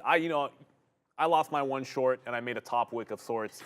Now we just have to be patient to get back into some. Still like Beyond Meat, still like ARM. We're going to try to get those shorts for you. But let's go to Adara at the desk. We have Pan American Silver. This is a Canadian-based silver and gold producing company. They did beat earnings across the board here, up about 7%. PAAS getting some attention this morning, guys. Is just like, I almost want to change my stop for Amazon, but it's only a couple more pennies. I do think, there it goes. I was going to say, wow. Okay. See? Like, look at that. Wow. Okay. That's horrible trade. I mean, we'll fail on that one, man. We were looking long on Amazon, and we talked about that pretty much, that was going to be a trade that we were going to lose on if that was going to happen. And the fact that we came all the way back to the 200 after making all-time highs, I mean, I'll throw my hands up on that one and be like, okay, and that's what we're doing. So Amazon, just look at the market. It's going to be a short at some point, and today looks like that's the day that it's just going to hit down back and test that 18,000. So yuck, that was a bad one there. So we talk about it. I have Amazon written on here long. I wrote down 187, 186. Okay, so we could say, why are you in it yet? But at the end of the day, you know, that was a nice move up there. I mean, the only way I'm getting 186 or 187 is if this happens to the market. So I was fine taking the longs there and kind of violating what I put in here. But at the same time, I mean, maybe it just goes to show, you know, you got to make sure you got those levels right, because even on Tesla, I mean, we had 176 written down. NVIDIA. I mean, this is getting clocked. We got to watch out for AMD as well if NVIDIA is making this move down. We're looking at 150. Do we still want that? I mean, what the heck is this name doing up right now? So, I mean, the market's falling in a little bit here. I'm debating testing another long because we wrote down 187, but here it comes right now, right back to the downside. Amazon looks like it wants to give it all up. So, yeah, not a good day to be catching longs. We're just basically, we'll win on Affirm, it looks like, hopefully, and Shopify's still there, and a hit on Amazon. So I still want to get back into it, but... Of course, on a day like today, GameStop is going again. I'm just going to remind everybody, the 1750 breaks on GameStop. We'll say it every day until it either happens or fails. So either this thing fails $15 at some point and we can stop talking about this potential breakout, or we're eventually just going to break 17.5.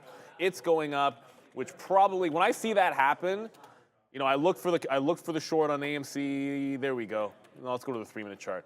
We had the breakdown. If you just took the breakdown and scalped it, which that's not my plan, I told you straight up I'm holding half of that position for it to get back down to 280, not just 290. And then it stopped out, but it holds a consolidation under 305, so I'm back short on that one. I got Beyond Meat as well. ARM will definitely have to wait at this particular point. AMD is like the one day that I'm not short on it. It is what it is, like 2 days in a row. And another thing that I said this yesterday, like if you don't trade the stock that was the best for you the day before, if it sets up, you should try to have it.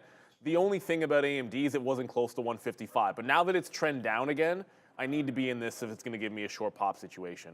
So back into VWAP 153, try to slow yourself down a little bit. I'm trying to be patient with Intel. It's either 30 or VWAP. I'm not going to chase it down here. I don't think there's any need to do that. You know, you just got to be able to like limit the losses, right? Like Shop didn't work, Mara breakout didn't work. Obviously ARM, you know, I'm going to end up having traded that poorly. Like the idea was right in terms of even the setup and everything, but I didn't get it right in terms of the execution. I had too tight of a stop there. So just going to have to be a little bit more patient with ARM. It's NVIDIA that's probably caught everybody off guard here. Oh, yeah. If it starts to rally, that's where you're going to want to look for some of those chips to come back in. So I said I would get back into AMC to 305. I had 303. It broke 306. That's 3 cents worth of risk for it to flush again, and it looks like it doesn't want to do so just yet. Disney, we also like. I'll go back to you in a quick second. Still breaking out. So we missed this move on Disney to the bottom. We'll look for a VWAP retracement and get to Disney, which maybe we should have started with over Shopify. But hey, you got to pick which one you like better in the moment. Okay, finally, I think the sellers are done now on Amazon. Like, this is like, I have to go back sometimes and try to read the tape again, because like, this is the problem. When you're sitting there just watching 5 different stocks, it's hard to see exactly what's going on. But it looks like Amazon might have just got a little exhausted on the downside there. Nice little bump up. I hadn't seen a move up like this in a minute, and then there it goes. So it only goes up like 30, 40 cents, comes back down about 10. Now let's see if we can get going on Amazon. It needs to now take out this 188. So we'll wait for it. We do have a better position, but that's only because we were getting hit on these dip buys. Eventually, we're going to have a good position, right? And I'll tell you when we're going to get green on this name, and that might not be unless this name really starts to rip up and I manage to not get out. There it is, another out there at the top. Affirm looks like it wants to break lower now, but we're out of 50% of this name, so 430 cents. So, I mean, we're going to try to play off of rate here, man, 32.80. So that's going to be a level for us. And if it breaks lower than that, then we're going to get out of a firm rate there as well. So let's wait to see where we go here. But AFRM trying to get back up through 33. For me, I'm just staring right in the face of Amazon still, hoping that this can get back upside. And let's just try to move on to something else, just to talk about my Shopify trade, because we have 3 trades on right now. This name is pushing lower, but we don't have a lot of shares. We're gonna wait for a 61. I'm trying to play this off of yesterday. So again, Shopify weak, we definitely understand that. Market weak for sure, but there's that level yesterday on its worst day ever. So we do want to try to buy some dips here on Shopify, but this is a name that I'm going to definitely be patient with as a firm breaks lower and we get hit on that one. But thankfully, right now our net is starting to go back up to the upside as Amazon just hit 188 again and failed it. So we got that fail break at 188 one more time. Robinhood back to 18, okay. Yeah, Robinhood dip buy doesn't work, but at least I'm into Disney now. Obviously, we can talk about it like till, you know, I can be red in the face mentioning I liked some SSR like day 2 or post earnings bounce plays, and obviously Shopify presented you with a really, really wide range of outcomes, which we're going to give you bigger percentage moves than Disney by a long shot. So that's where my mind's all over the bigger potential win. Look at Apple. But now we're into Disney off of VWAP. It's late because you've already bounced off yesterday's low. But if you simply repeat yesterday's action, you can still go this 105 half into 106.30, which was exactly what we did yesterday. I was late to that trade, and that's the trade we made instead of the best. So sometimes you just have to trade what's in front of you. So we'll get this bounce. If it goes back up to 106, we take some out. 106.30 was resistance as well, so we want to get more out in front of that. By the way, we haven't really, shout out to, I see Brad mentioning this. We've gone 25 minutes, well, we were on at 8:30, so more than that, without even mentioning Apple. Markets at the bottom, Apple's breaking out. Man. Always note relative strength and weakness, and if you see it, try to get involved in it. You've broken 183, which is the afternoon resistance level. Dip buys, to me, go back to breakout prices. So if it gets back to 183 and the market's not defecating all over itself, I think Apple can be a nice little long there. Yeah, I was just saying. Just Which before it you might mentioned be that, I still was going like, wow, down. Apple, because I'm trying to figure out like where the strength is coming from, because it's like, okay, we missed it, right? We missed that bottom right there. Yeah, but yeah, Google trying this one as well. I mean, again, with the market, maybe we can get back up to the upside on a huge drop. I don't know. I mean, I'm trying to play longs. We've been really short lately on everything, and it hasn't really been. Well, it's been good on the short, but today it was really good on a lot of these names, and we didn't get caught short. We got caught long. So yeah, just trying to regroup here a little bit. A firm down. Shopify just doing nothing. So my newest tolerance for pain here is Google. So yeah, down to 168.50. If we break that, let's get out. I mean, the bottom so far for Google, we like to see this kind of a base. I like the name. If we're going to rip back up, maybe we can get some sort of relative strength in Google. But I mean, for right now, downside, let's wait to see. We've seen this before, man. Dip opportunities into the NASDAQ. We didn't break anything. We actually got into where we were yesterday. We talked about that, remember? 075, so we bounced off 18.1. We didn't get to that 075. So, you know, maybe there's going to be some buyers coming in here. I'm just going to sit on my hands for a minute. We've just built a Google position. We obviously have Amazon, and we've talked a book a little bit on Shopify. So let's just do this for now. Look for some fade plays in case we pop up. We've been talking about some of the chip names. AMD I like is a fade play. I'm into Disney right now. The next level I had down is 61.5. I'm trying to wait for that one. And if I'm saying I'm into Disney now and we like some post-earnings dip plays, well, okay, it's underneath 21 now? Okay. I was about to say Palantir 21 because when I last checked, Palantir was holding the 21. It just broke the 21 level. So let's throw that out the window. It needs to be holding that price. I actually thought it was bouncing off of there. I like AMD for a short if we can find VWAP. However, we're at 30 on Intel, so this one came first in front of the lower high. Yesterday, it could not break about 30.10. And you had one little wick at the open, and then the rest was just a 1% move down for the rest of the day. So you had to be like patient, let's be patient, regroup, and all that good stuff. But I want to get back to Palantir. Like if Palantir can hold that 21. Back there? Oh. Well, it only broke by like 6 cents. Oh. But yeah, when I had checked this earlier, like it was holding, but then there was a big hammer candle, and I got back to it like 10 minutes late. So yeah, it needs to hold 21. This is now looking very, very heavy. I don't want to be fighting something off of the bottom like that. I want to see some strength come into it first. AMD's nowhere near VWAP on that last little bounce. It couldn't even get to 152, couldn't get the pre-market lows. So maybe we just have to short in the 152 range. Missed that one by a long shot, unfortunately. And by the way, ARM did that thing again where it pops up, gives you the wick, and then doesn't give you the fill back in, and I'm not trying to stand in front of it. There's a difference here between ARM. Yeah, it would have worked if I don't get that little stop out. No, this would have worked. I would have gotten my $1.50, $2, and then the last little bit maybe I'd still be holding on to, but this is actually making higher lows. AMD is at the bottom. NVIDIA is trying to bounce off the bottom, but still underneath VWAP. I don't need to get back into ARM just because I happened to bungle the first one before. It's clearly a little bit stronger than these other chip names. So let's be real about it. Like, these are the weak ones. I'm into Intel. I want to get AMD if I can. Closer to VWAP would be great, but right here, 152.25 looks like it's the current resistance spot. Got to have some short to pop ideas here as we get into the 10 o'clock hour. All right.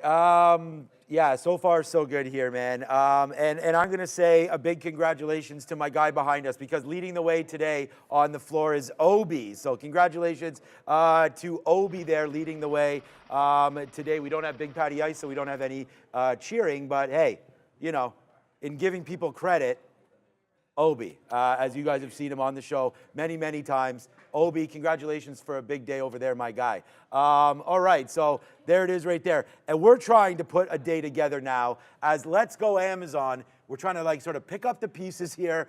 If Amazon can get back up to the upside, we're going to take something out here, 16, 17. We said the winds were changing on this name a little bit down there, and now it appears that that is the case. So I definitely saw that, but the market also going back up, so it's not like this thing's marching by a beat of its own drum. If anything, this thing has been killed.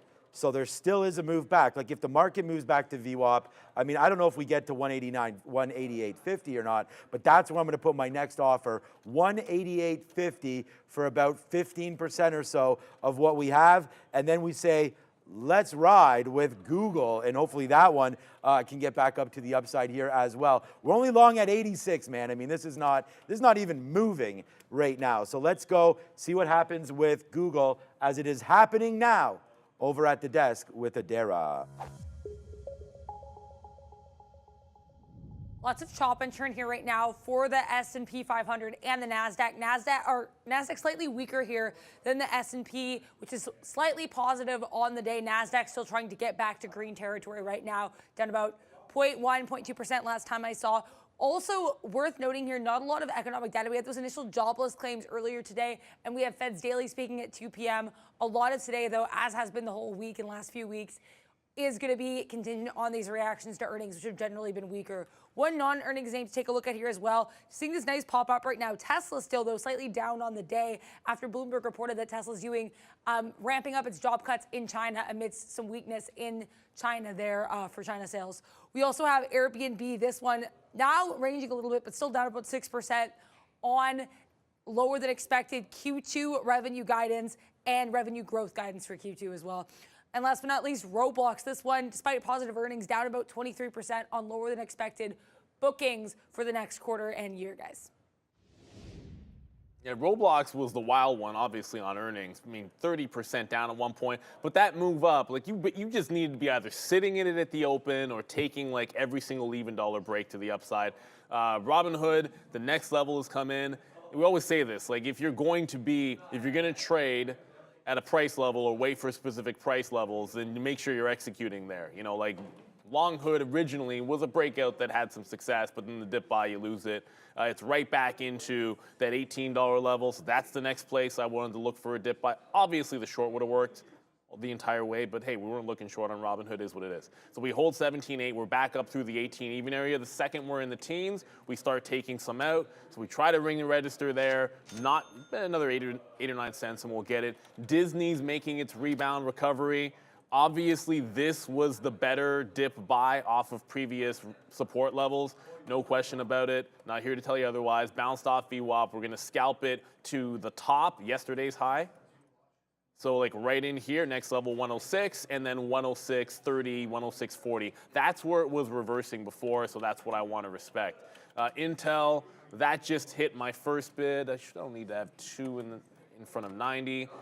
We already got one fill down there. So we're going to get one in the mid-80s. Intel simply just yesterday's range. It quadunked, all that good stuff because they revised guidance. And then the 30 level pretty much held 30 to 29.70. So it's about a 1% range it's going to have. So if it doesn't break 30, we stair-step it down into that same 29.70 level. The NASDAQ and the market are bouncing back into the upside. So we picked up a couple of longs, hood off the bottom. We were already in Disney. Watch out for NVIDIA, which is starting to climb back into VWAP. VWAP's where I wanted AMD, so I feel like that's going to start to come into play here on advanced micro devices. Not quite, can't seem to get there just yet. When the market's going in the direction and you want to fade an up move, allow it to try to glide into that price. Definitely going to be a safer way to go about it. Palantir was another one at 21. It was essentially, I was getting into Robinhood. Robinhood was the original part of the plan. It was at 18. I had to make a choice, Robinhood 18 or Palantir 21. I went with Robinhood because it was the earnings play, and it was the one that I was that level 2 dedicated to it. But if you have the Palantir 21, regaining that level looks like it wants to head into VWAP on its own. 21.15 is where I would be getting at least some out. But that's just myself. If you're bouncing off of a low like this and the market down, I always want that move and taking profit into VWAP, just because you're usually running into some sellers at that price range. Here at 21.15, you'd have that going for you on Palantir regardless. That said, we got into Robinhood. We're going to get our first out. All right, if you're going to show me that 15 is a bit of a top, then I'm going to get something out in front of it instead of on the other direction. It's just as simple as if I'm sitting at 16 or 17, then I might as well move. If there's a seller at 15, I'll just move to 14 and take the fill. And then the next step up is going to be when we get to the 30 level on Robinhood. But remember, we had to be really patient, sitting this out, buying the dip until it made that move down through that 18 level. Appreciate you. Thanks, Sean, for the refill. No Randy today, as the market's almost back to those highs. Finally, Amazon. You got a couple of longs off the bottom. If you got the Palantir, I think you're looking pretty good on that one as well. Yeah. NVIDIA getting close to VWAP 895 as well. Oh man, I mean there it is, man. Finally a dollar club, but I mean a dollar club way too damn late. I mean if this dollar club had come a half hour ago, we would have been laughing. But you know what? I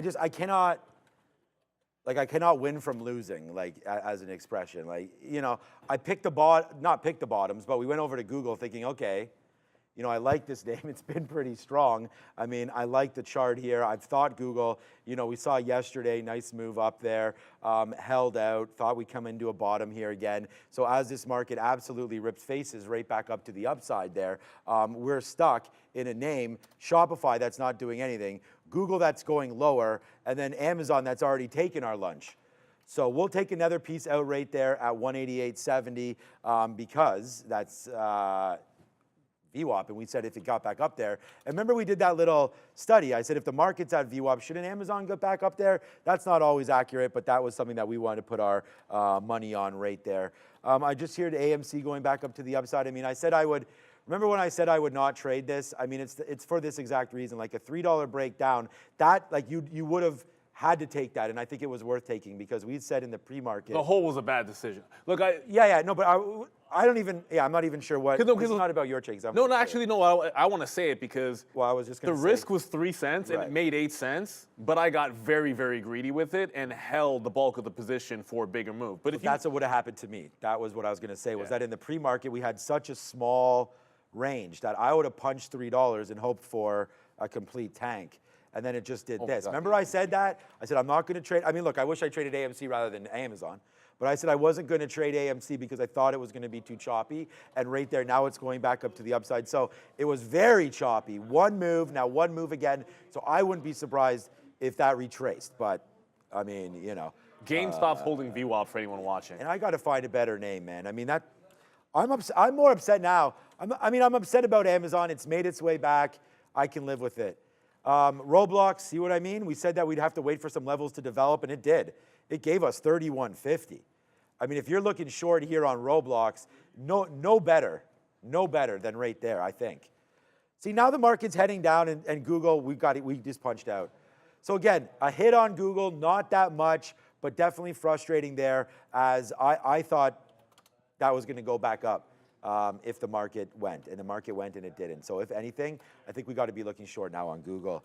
But you watch, I'm going to put the short. I don't want to get into it just because, but I'd put the short on and then it would probably rip. So, all right. So gave some back there on Google, still waiting for Shopify, lost on Affirm, and holding on to this Amazon. Tesla short, yeah, I mean, we like that Tesla short. Let's have a look at that. It's done. I mean, Tesla, the market's really starting to give back after that strong push up. Disney could only go like 25, 30 cents off of VWAP in here. So I'm going to take another leg out because it's just not nearly as strong as I would like. AMD, I was able to get into some AMD, but you're going to see, this is exactly what happened to me on ARM when I tried to get back in. I had some into VWAP, it made another push. On the way back down through 150, 250, I'm like, okay, I'm going to be able to get, we'll be able to get all in here.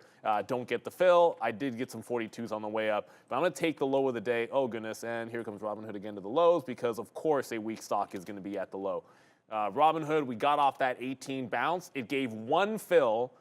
I guess I took one fill in front of the teens, and that's about it. Need a higher low, otherwise there's no need to be fighting this stock. If it can't put in a higher low, I'm not adding back into that position.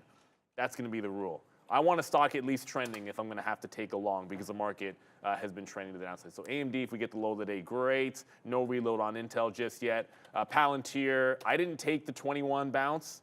But if it can put in a higher low, that would look pretty good. 21 was that level yesterday as well. So you do have some confluence between the bounce yesterday and where it's bounced today on PLTR.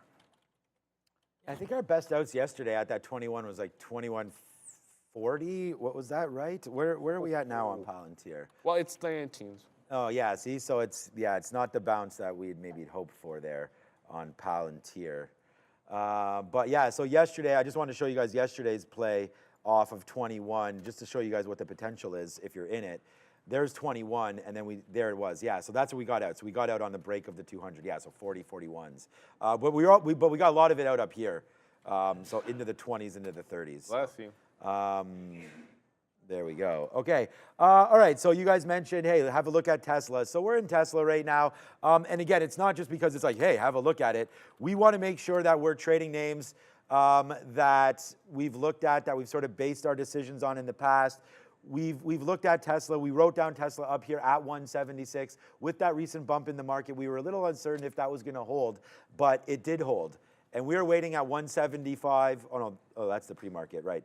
It was just that first bump right there as the market opened, 175.65. I was like, wait a second, I was at 175.90. We're at 75s, so we had just missed that. So we'll play it against 176 now, starting a position here as here we go, now $1.30 in the money finally. Can Amazon get back to 189? Yes. Yes, it can. What's up, Adara? Nice pop up here for G1 Therapeutics, GTHX, this one trading higher after some traders are circulating this M&A blog post suggesting that the company could be valued at $12 to $14 a share. Again, not confirmed, but currently trading around $5, so $12 to $14 a share valuation. Not at all a potential good look here for GTHX, guys. I'll have to read that a little bit more closely. I saw a CVR in there, which if one company's ever buying the other and they say there's a CVR, just be careful with those because usually it means that if X happens, you get an extra amount. And most people have no idea how to price that because like what are the chances it passes phase 3? Very difficult to price those things. A higher low being put in now by Robinhood at 18.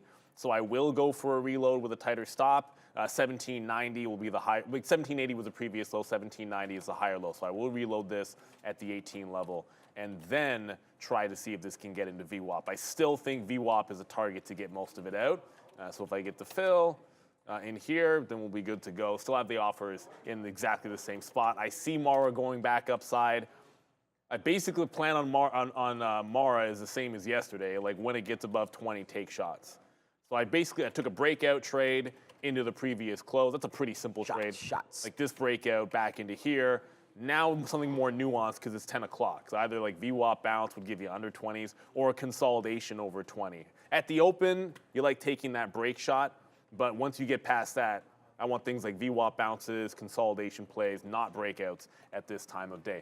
AMD is close to the low, but no fill just yet. The market's trying to catch a little bit of a bid here. If the chips start putting in higher lows, as I'm seeing on NVIDIA, going to get out. Higher lows? No, so this is why. Punching out of AMD, because look at NVIDIA.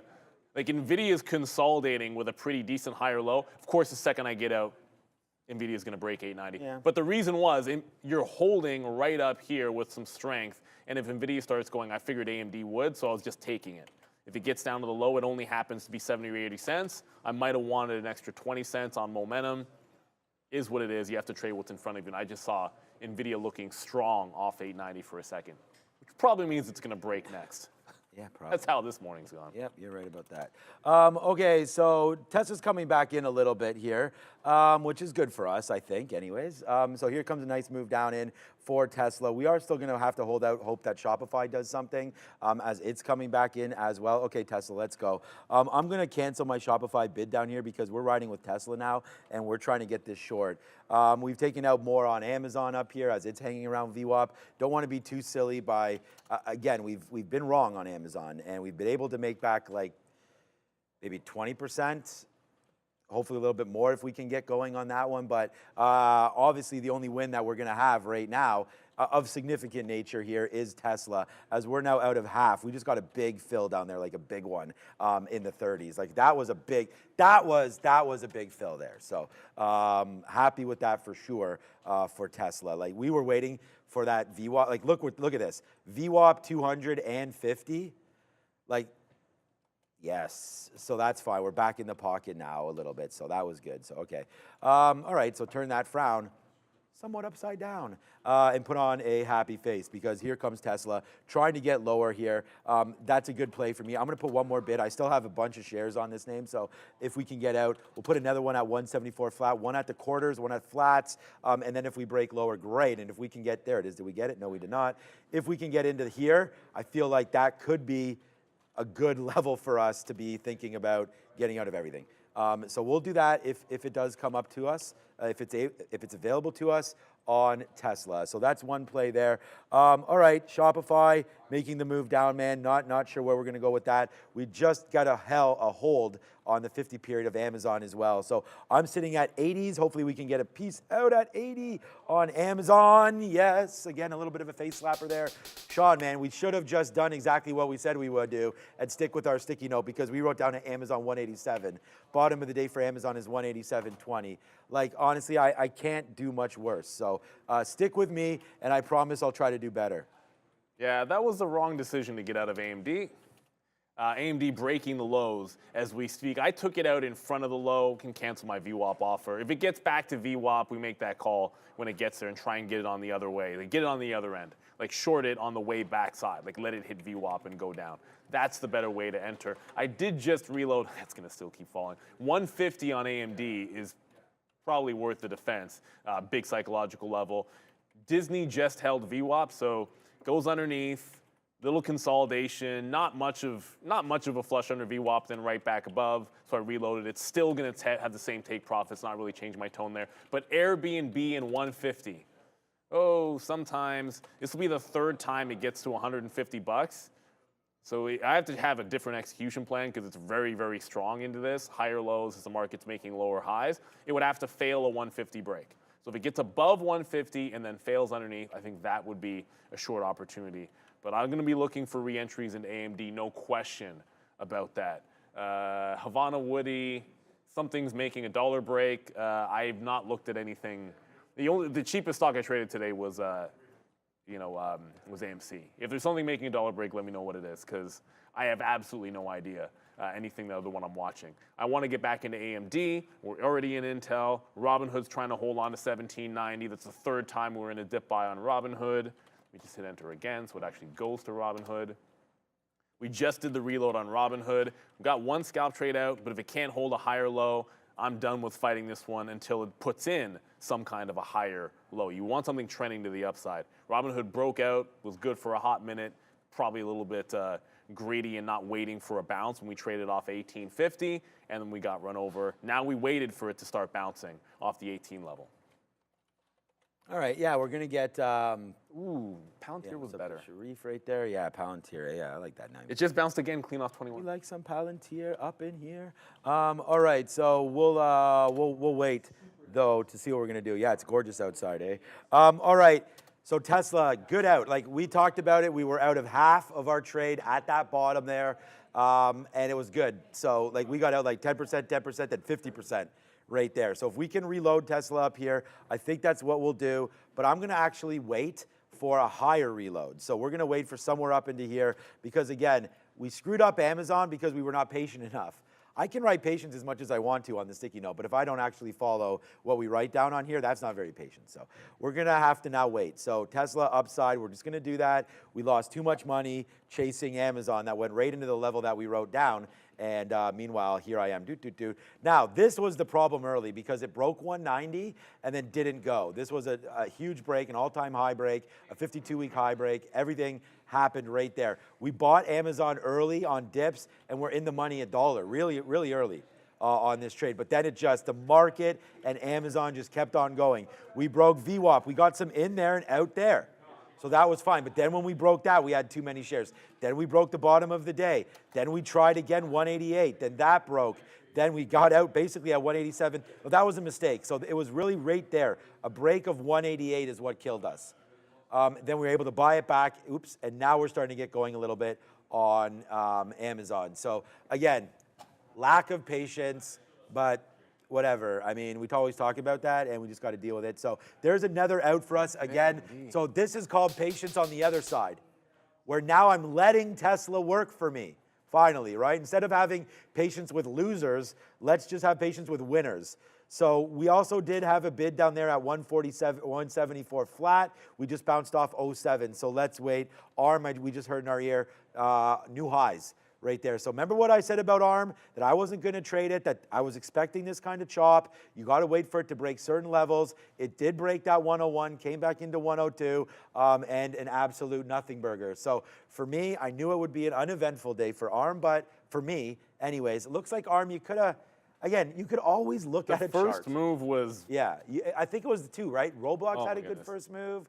Well, I had the right short. It just, like I said, I had a way too tight of a stop on it. I stopped it out for like 30, 40 cents or something like that, and then wicked out at the exact moment that it started working. And then it pulls right back in a couple of dollars. I get some out in front of VWAP and try to hold the rest, and it would have worked out. But I do believe it's 10:20, and usually that means we're going to Adara for the small cap recap, and AMD is going to get to 150, and I cover it at 150, 170. Not a bad look at all right now for the IWM Russell 2000, currently just kind of chopping and churning around near highs of days, so not at all a bad look right now for some of these small caps. Lots of small cap runners to talk about today, some of them not on this list, including that GTHX, which got moving a little bit later, G1 Therapeutics. We also had AMC, which is technically a small cap after earnings. But we have some other names to talk about as well, a lot of which are going to be earnings plays, including Endeavor Silver. This one seeing a nice move to the upside, up about 17% after posting a Q1 sales beat. We also have the Cheesecake Factory here. CAKE, or cake is the ticker for this one, up about 10.5%, beating across the board. They also do have a short float of about 13.8%, so CAKE is on watch.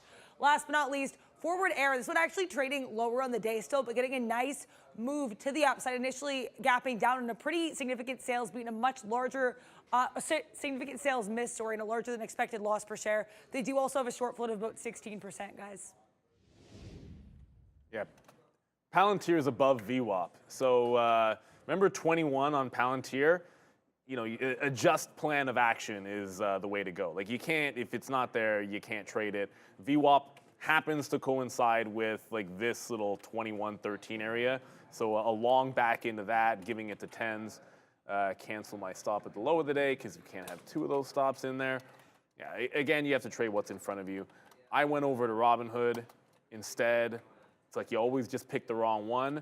Hood did, if you scalped it out, Hood would have been fine, but that's not the play. Like I scalped some out, was holding. You saw me holding for in VWAP, reloaded, it made another fresh low. And it's still stair-stepping down. That's still lower highs as far as I'm concerned, where at least Palantir, whoops, Palantir's in New York.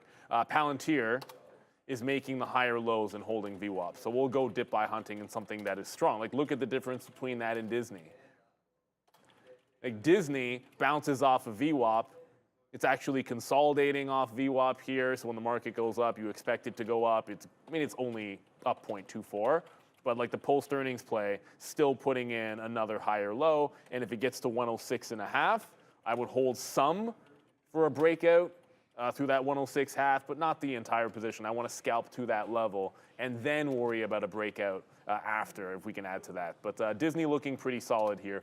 You know, it's not a home run just yet, but a solid scalp trade because it's at least trending in the right direction. Yes. You know, I'm taking this out. See, I thought I had it connected, and now it's not connected again. Oh my God! So my left earpiece, I was just telling Brendan, has completely died. Like, remember I was telling you yesterday, low battery. It's not even on. It's been charging, and it's not even opening back up. And all right, we'll deal with it after. Ramin or Fabian, just gonna have to hit up Neil. That's all for now. I'll work on that after. All right, so there goes Tesla. Nice downside move right now. This is, again, let's go. Oopsies, wrong one. Ring the register on a Dollar Club winner right there for Tesla, because there it goes, man. Good reload up there. We took it early. We took it at 174.50 just against these bottoms. Then we took it at 175. Again, stick to what you're doing, man. And if you do that, you should be because honestly, we had screwed that up, man. We had screwed that up by taking Amazon against our levels, and now look where Amazon is. Ho-hum, $1.50 in the money, but again, my bad. So we're going to get some more out there at 93. I hope you guys held it, because if you did, it's a monster, but unfortunately, everybody manages risk different, and we talk, what's up, Brian Flores, for president? Unfortunately, unlike, I'm not sure, apparently Barack is born in the United States, so I, unfortunately, am not. So Prime Minister, I can also not be, because Parlez-vous Français is very weak.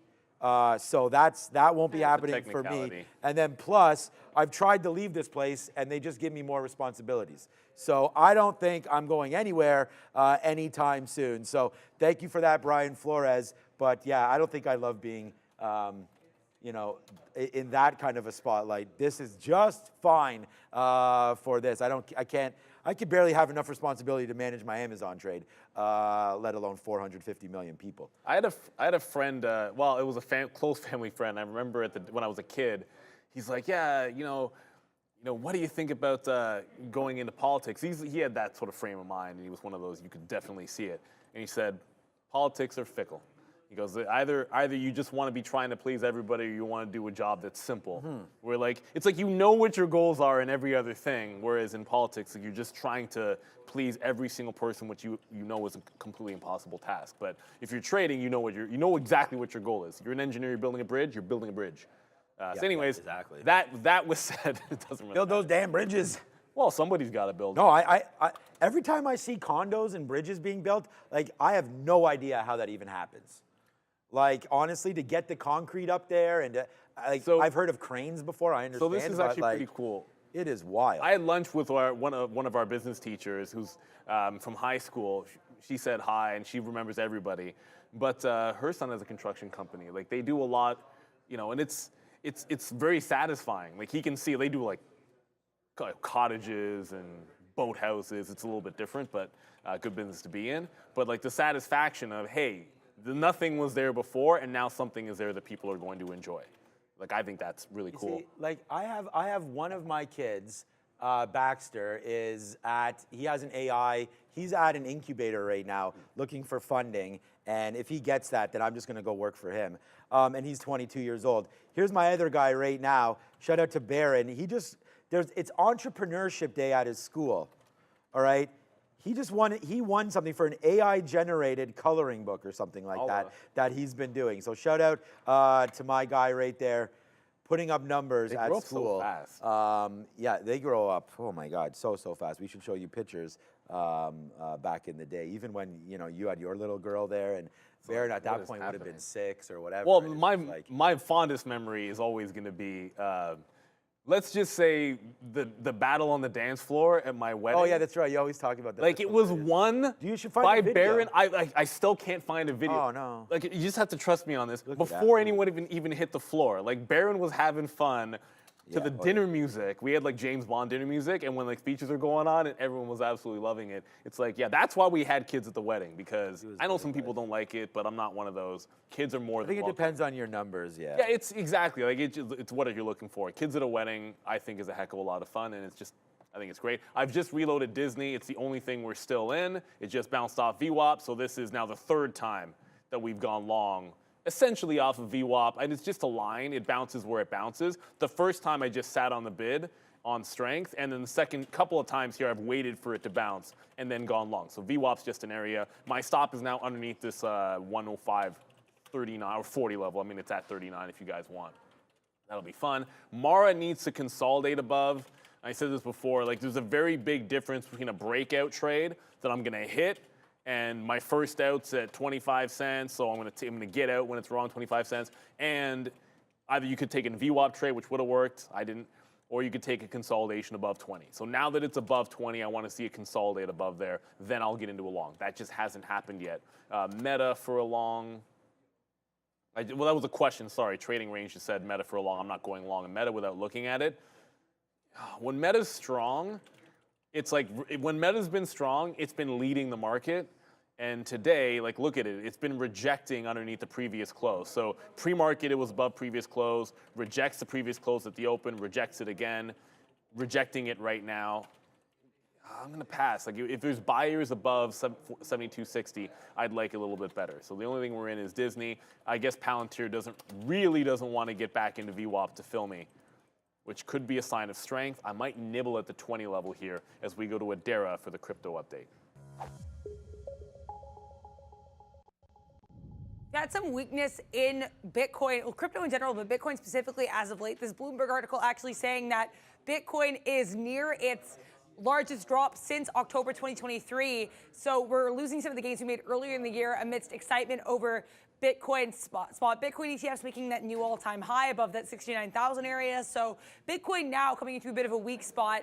Just an interesting note there. And here, as you can see here, we have had quite a few days of declines here for BTC. Right now, hanging out around that 61,000 level, which was also support earlier. So it'll be really interesting to see what we do at this level. It could be pretty key for BTC. Right now, though, Bitcoin and a lot of these other crypto-related names trading to the downside, though there are some strong names. Bitcoin down about 2%. Ethereum notably below the 3,000 level, down about 1.5%. Solana also down about 2.5%. But there are some names with a bit of strength here. We have BNB to the upside, almost 2%. USDC is pretty flat to positive on the day. And Cardano up almost 2% here, guys. All right. And by the way, apparently we fired our coach. The Leafs fired. Yes, Yeah. but that was supposed to happen on Friday. Well, sometimes- Adios. Get the hell out of Yeah, here. I mean, sometimes Next they up, give the it a couple of Jays. days. Honestly, if you don't perform, hit the road, Jack. There's a certain point where if you have to start I think the to win. hitting coach should go before. Oh the yeah, Jays fire the baseball is going to be a manager, little different, but because like it's the offense that's the problem right now. yeah. But didn't we just get a new hitting coach? Look, No, but I'm saying like you try to fix a problem with a new coach, but it's still the same head coach. Well, I know, but I'm just saying like the hitters have regressed. The buck stops. Okay. Like it's just like the hitters have gone a step. I'm a Blue Jays fan. Bo Bichette and Vladimir Guerrero are fantastic baseball players with a ridiculous amount of talent. When they're performing this poorly, there's something else going on there. That's all I'm saying. I couldn't fix their swings. We're here to get partially filled on Palantir and have it go higher. No, seriously, like Palantir. So I'm like, yeah, I'll nibble in here. Well, nibble's what we got. Partial filled and run away. So I got basically, trust me, I got nothing. Partial filled. VWAP's now gone on Palantir. Remember when I looked at Robinhood and Palantir and said, okay, we're going to go Robinhood off of 18 because that was the stock we planned for today a little bit more. And then Palantir regains 21, holds 21, and is at 21.30. Robinhood, at the same moment where I'm like, no, we're going to go for Robinhood here when it wicks 18. It goes 10 cents, well, 12 cents, whatever you took. You could have taken 10 or 12 cents. Reload, and it loses, and it's still trending down. When we talk about it being a stock picker's market, those are the exact same trading setup, right? It's like a wick bottom at a key level, back through the even dollar, look for the long. Same setup, two different stocks. The difference, I would say, is Palantir gave you the same trade yesterday, and it worked. So that's why maybe I could have been in Palantir earlier over Robinhood, but the only thing you can do is make the next trade. That's what the market's about. I can sit here, and that's why the Jays should make a move, because you can't worry about what should be happening. You just got to move on to the next. The Leafs are clearly doing that. Good for them. If we get to 21.50, we're out. Mara is still setting up. Disney's working. I actually briefly thought about dip buying Disney in my personal account. I was like, hey, I took out Disney and put some Netflix in. Like, am I really just being gifted with an opportunity to do it again? And then I decided, no, the 200-period moving average is where I want it. But Disney's working into the upside. Thankfully, we're able to get into this one, but it's just like yesterday. The exact same trade. You know, yesterday, I'm like, I missed the dip buy into support. Let's just buy the VWAP move into the high. So this morning, what happens? Miss the dip buy into support, and then we just buy the VWAP long. Great setup, and it's going to win. But we're leaving stuff on the table here today, and it's going to happen to you. But yeah, like we said, stock pickers market. All you can do is sort of learn from that lesson. And the lesson to me was, if it showed you the level yesterday and worked, then why try to do it on a different stock today? Just do it on the same one that worked on yesterday. I mean, yeah, just to tell you guys, like behind us, it's leaning more towards the green side, but yeah, it's not been a huge day. Shout out to Obi, still leading the way there today. 4 or 5 green traders behind us. Congratulations to all of you guys. I am not green today, but you can always ask us. There it is right now, 62. So we're at 61 and a quarter for Shopify. You know, so we don't have that one, but at least we held a little piece of it all the way back up. So now let's wait to see if we can get going here on Shopify. $63, maybe an interesting spot for me. I do have an offer. I'm going to change the amount of shares. We have an offer at 50 right now because that's where VWAP is. But again, a nice push back upside for Shopify. We'll take a piece out there for a quarter.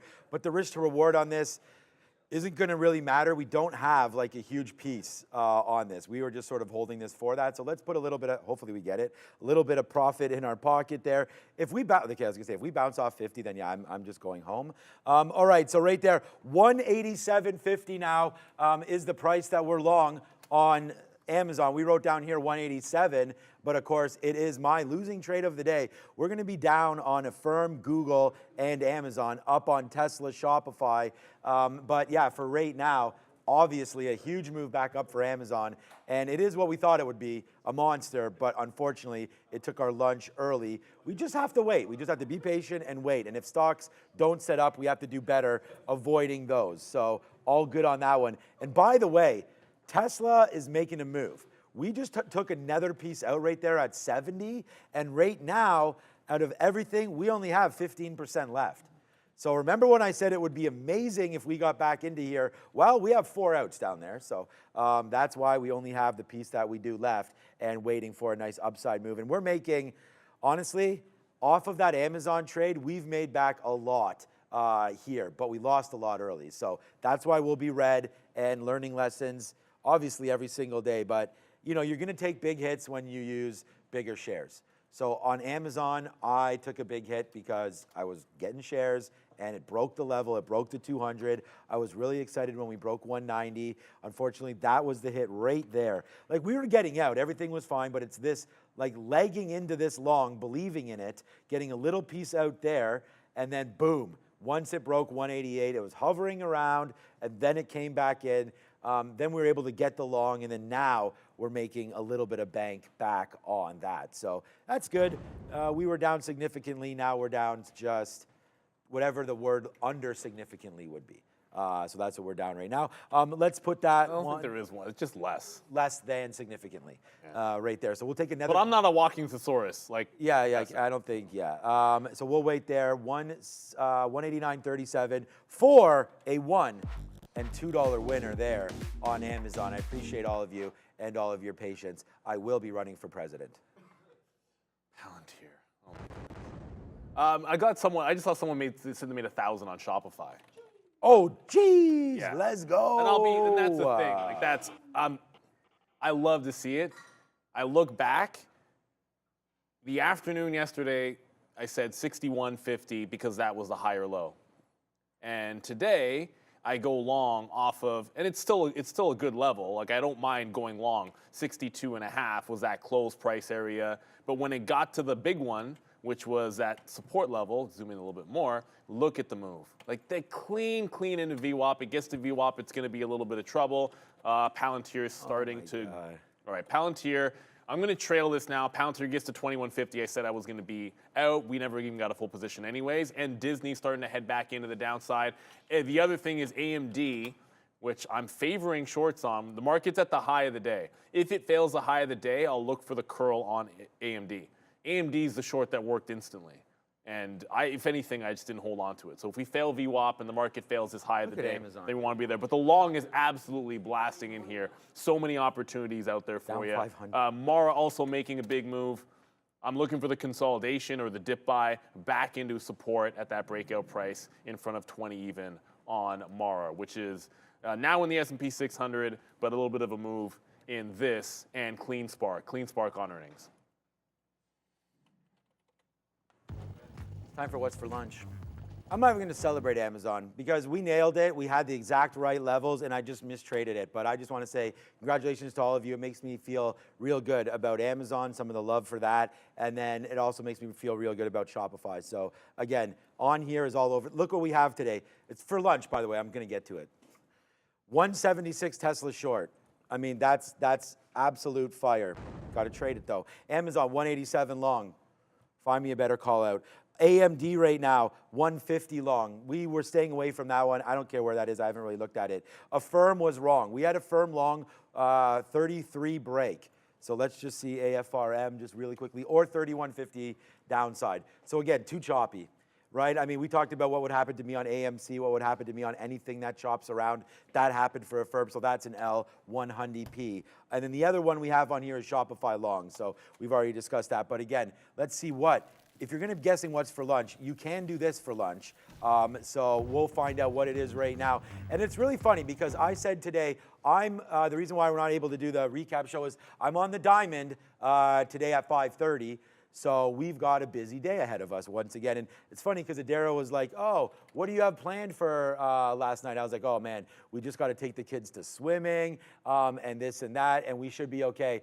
Yeah, well, then this happened, and we were sitting row 2 here for the playoff game that's completely sold out for the Toronto PWHL. They beat Minnesota 4-0, and what a fantastic time that was. And I do everything for this. So this is why we're here.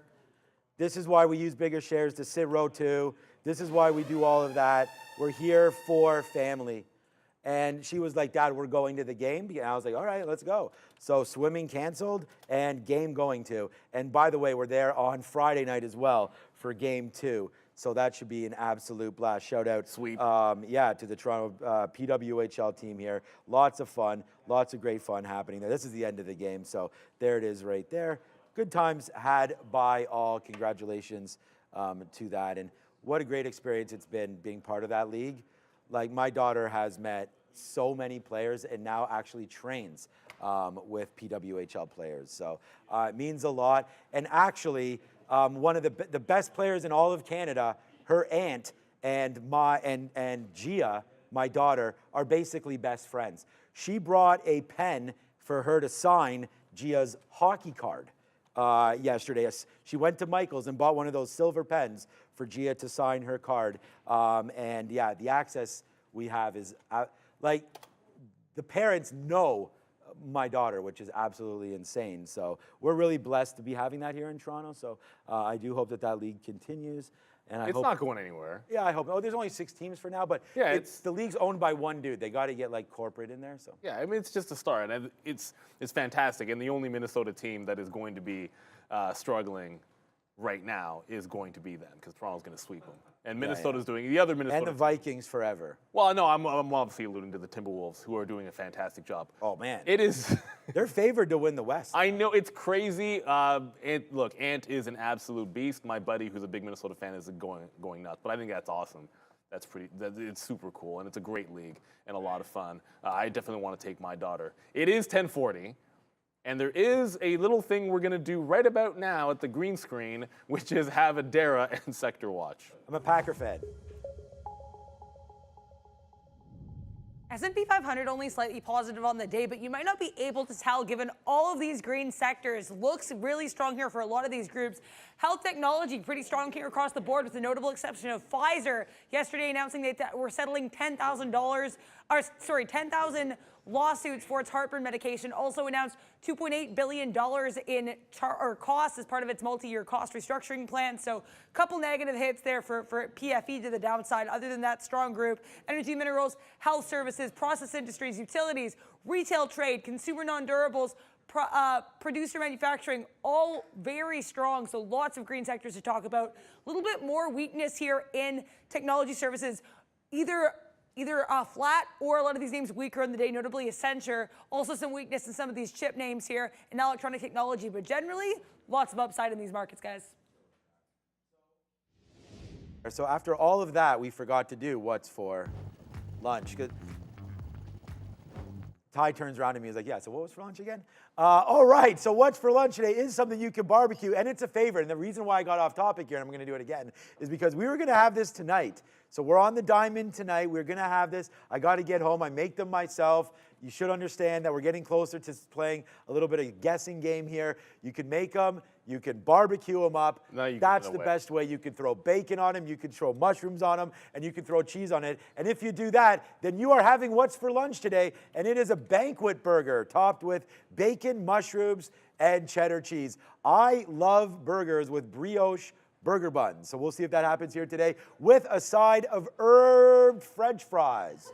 So if you are excited about burgers and French fries and more of a proper lunch, then today, yes, is your day. Grab fresh banquet burgers from the cafeteria in your back left.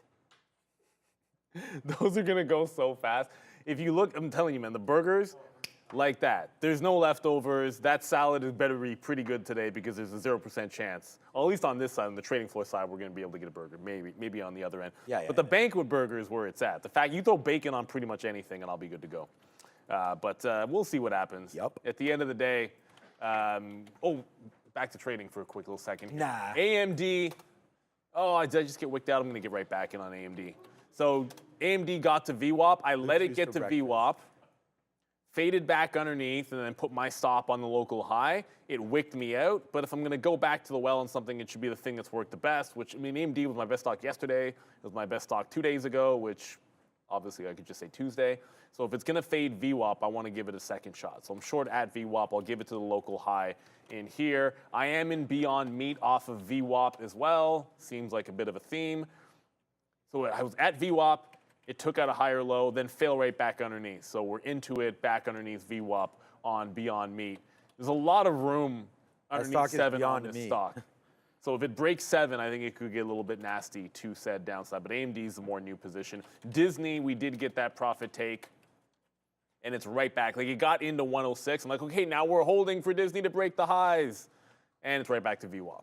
So it gets more of an inside trade, just like it was yesterday. But this is the time of day that Disney gave up VWAP. So it really has to bounce and consolidate because the trade was done yesterday after a couple of bounces. So I'm going to be very patient with any kind of reload on Disney.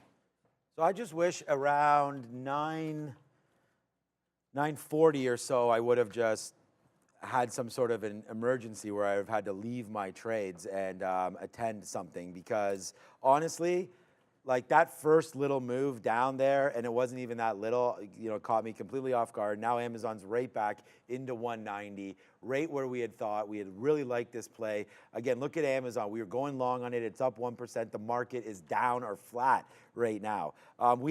If you're trading with me, it's ho-hum. This is what we have on.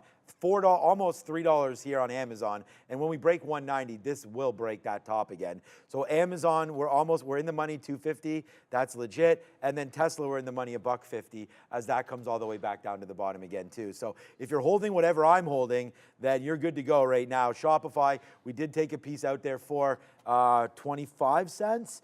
And I don't know, we're gonna just try to let this one lie and see what we can do with it now. That is Shopify. Google was an L for us, and I mean, I guess that's fine. It hasn't really moved. Bad mistake by looking at it, I guess. We were dead right about Amazon, and that's just making me feel good, regardless of being down today on the day, and we've talked about that. We nailed it.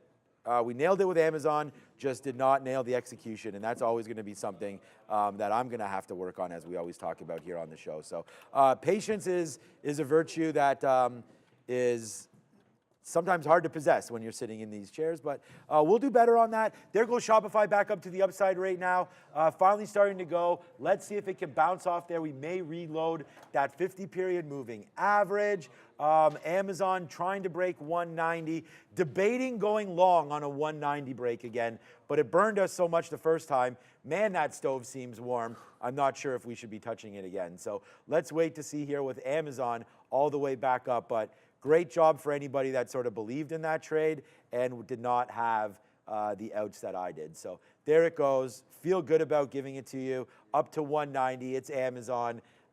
Sticky note wins again. Yeah, and again, the thing about it is, you know, you can make that call. That's part of it, and it's the first part of it. Like, you have to have an idea of a stock to trade and a price to trade it at, right? So you never want to get too down on, oh no, but I didn't make money on the trade. But that just gives you something to work on, because you have to start with an idea. As said, I was late to the party on Palantir. I liked the 21 higher low. I traded the Robinhood anyways. It didn't give you another entry until 21.25. So that's where I got in. I got out in front of the 21.40 because it made a bit of a curl. Thought maybe we could dip back into VWAP. That hasn't really happened yet. Still looking relatively strong. This could be, if the market takes out highs, Palantir, I think, has a chance to go green. There's a bit of a brick wall at 21.60, so I think there would be some dip buys before we get to that price. Mars, exactly where we're in it, flat, and Disney is now trying to bounce off VWAP. So a little different from yesterday. Yesterday, it failed VWAP at this time. It's bouncing off it again and bouncing off it in a nice way. Don't know if I'll be able to reload it at the 60s, where we got it last time, just underneath the 60 level, but that's where I'm going to try to get back into Disney. Nice upward trend on this stock. Just have to move on to the next trade. You missed the dip buy, go into grabbing it off of VWAP, and that's the only thing you can do at that point.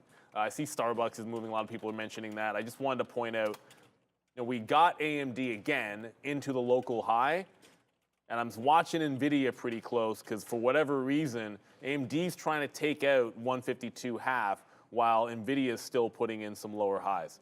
So, yesterday, I would wager that AMD was a little bit weaker, but that's what I was short yesterday that worked. But right now, it looks like NVIDIA, the weaker of the two. Let's get to the desk. We've got Money Talks with Adair. Pretty steep move to the downside right now for the DXY. As of where we currently are, this candle taking out all of the positive moves we made yesterday. We had this wick above into that 105.80s area. Weren't able to fill that. Now into that 105.30s. We did get some continuing jobless claims and initial jobless claims that could contribute to this. Those initial jobless claims coming in higher than expected, so some labor market weakness. We know this is what the Feds were looking for. Both Kashkari and Collins mentioned earlier this week that they want to see some improvement in the labor market. So nice look there for sure, but not a great look for the DXY. We also had continuing jobless claims coming in slightly lower than expected, but this initial jobless claims number, a nice look here for the markets. We also do have Fed's Daily coming up at 2 p.m., so stay tuned for that. Tomorrow, some more Fed speakers. Bowman, Goolsbee, and Barr will also get Michigan consumer sentiment and inflation expectations tomorrow, so lots to keep an eye on here, guys. Right. Yeah, I mean, you always you got to pay attention when you have those Fed speakers going on, but we've already gotten some pretty decent data that's telling you we could be getting some cuts, right? The labor numbers speak for themselves, and they said what was up if you saw weakness in the job market. So keep an eye on that. We said we would check the Fed funds rate tool. I think we'll definitely have to do that this afternoon, and thankfully we'll actually have Frank Caberna to talk about that. So a couple of things, only 8 minutes here to go. I showed you guys underneath VWAP was NVIDIA, and we reloaded AMD. So AMD first short good, second short not. So we took 2 shots at it there. So I'll now be red because we didn't hold the first one long enough, got psyched out. And then the second time we took a couple of shots at it. Thankfully, we'll keep it in the pocket with AMD. But NVIDIA is the one holding under VWAP, not AMD today. So it looks like that's going to be the weaker name. Mara is still at that 20 level, 2016 actually, so it's not really testing 20 even at all. And when would I go long AMD? It's not really the one I was actually planning on going into the long. My setup was either we're shorting it off of 155 or I'm shorting it breaking down off of that support level. So if it starts, I guess if it starts holding above this 153, then I'd like some more strength, maybe into the 155. But it's still doing a battle. Like if I think it's trend down, it's still doing a battle at the same key price level. So that's not an area where I'd think about flipping into a long for myself. But it's different for everybody. Like the stock to me has been a short 2 days in a row and has worked, and it hasn't really broken too far away from that I would suddenly change my mind. Like I still see lower highs. I even see the lower lows. I don't think that trend's broken yet. That's so hilarious about AMD too, because we were bidding 150.50, and yeah, that didn't come in. All right, here goes Shopify right back to the upside again. We've been having ourselves, honestly, an afternoon and after 9:40 kind of a day today, man. Yeah, Amazon is having problems at 190, kind of like we thought would happen. We got going early there and punched it, and our best outs are like in the 20s. I think we even have some 30s out here as well. We got so many fills. They're all lined up. Hold on, let me show you. Right there, the last time we broke, well, you can't even see them all. There's a bunch of, you can sort of see that how it's distorted there. There's a bunch of fills up there, but at the same time, we'd already lost on this long. So Amazon, nice recovery, sort of as we had talked about it. We definitely like that long. I even mentioned breaking 190 there today. So the fact that this is almost $3 in the money, I mean, sure, it's surprising, or else I would have held it all, but it was that 188 break right there that we had trusted despite what we wrote down. All right, let's go over some more stuff here. NVIDIA, what's up is up is up, and the market right now is right back to where it was. It's breaking high. Yeah, now breaking where it was on that number. So again, huge move up, not huge, but there's the move up on the number, and then there's the move down once the market opened back up, and now we've started to make, higher lows, as you can see. As we continue to go through. Yeah, exactly. So there was ARM trying to go green. We had talked a little bit about that. Another play there now that's trying to go again is Shopify. We can check out ARM real quick. We knew we weren't going to be in this name today, but yeah, good little break, and we did talk about the break. I don't know why I can't zoom in or out on this anymore, but we were talking about magnifying glass. Yeah, you know what? Not that one. That one. This. No, yeah, the next one. This one. That one. That returns it now to you normal. can, yeah. It's Yeah. Okay, well, that's a good tip.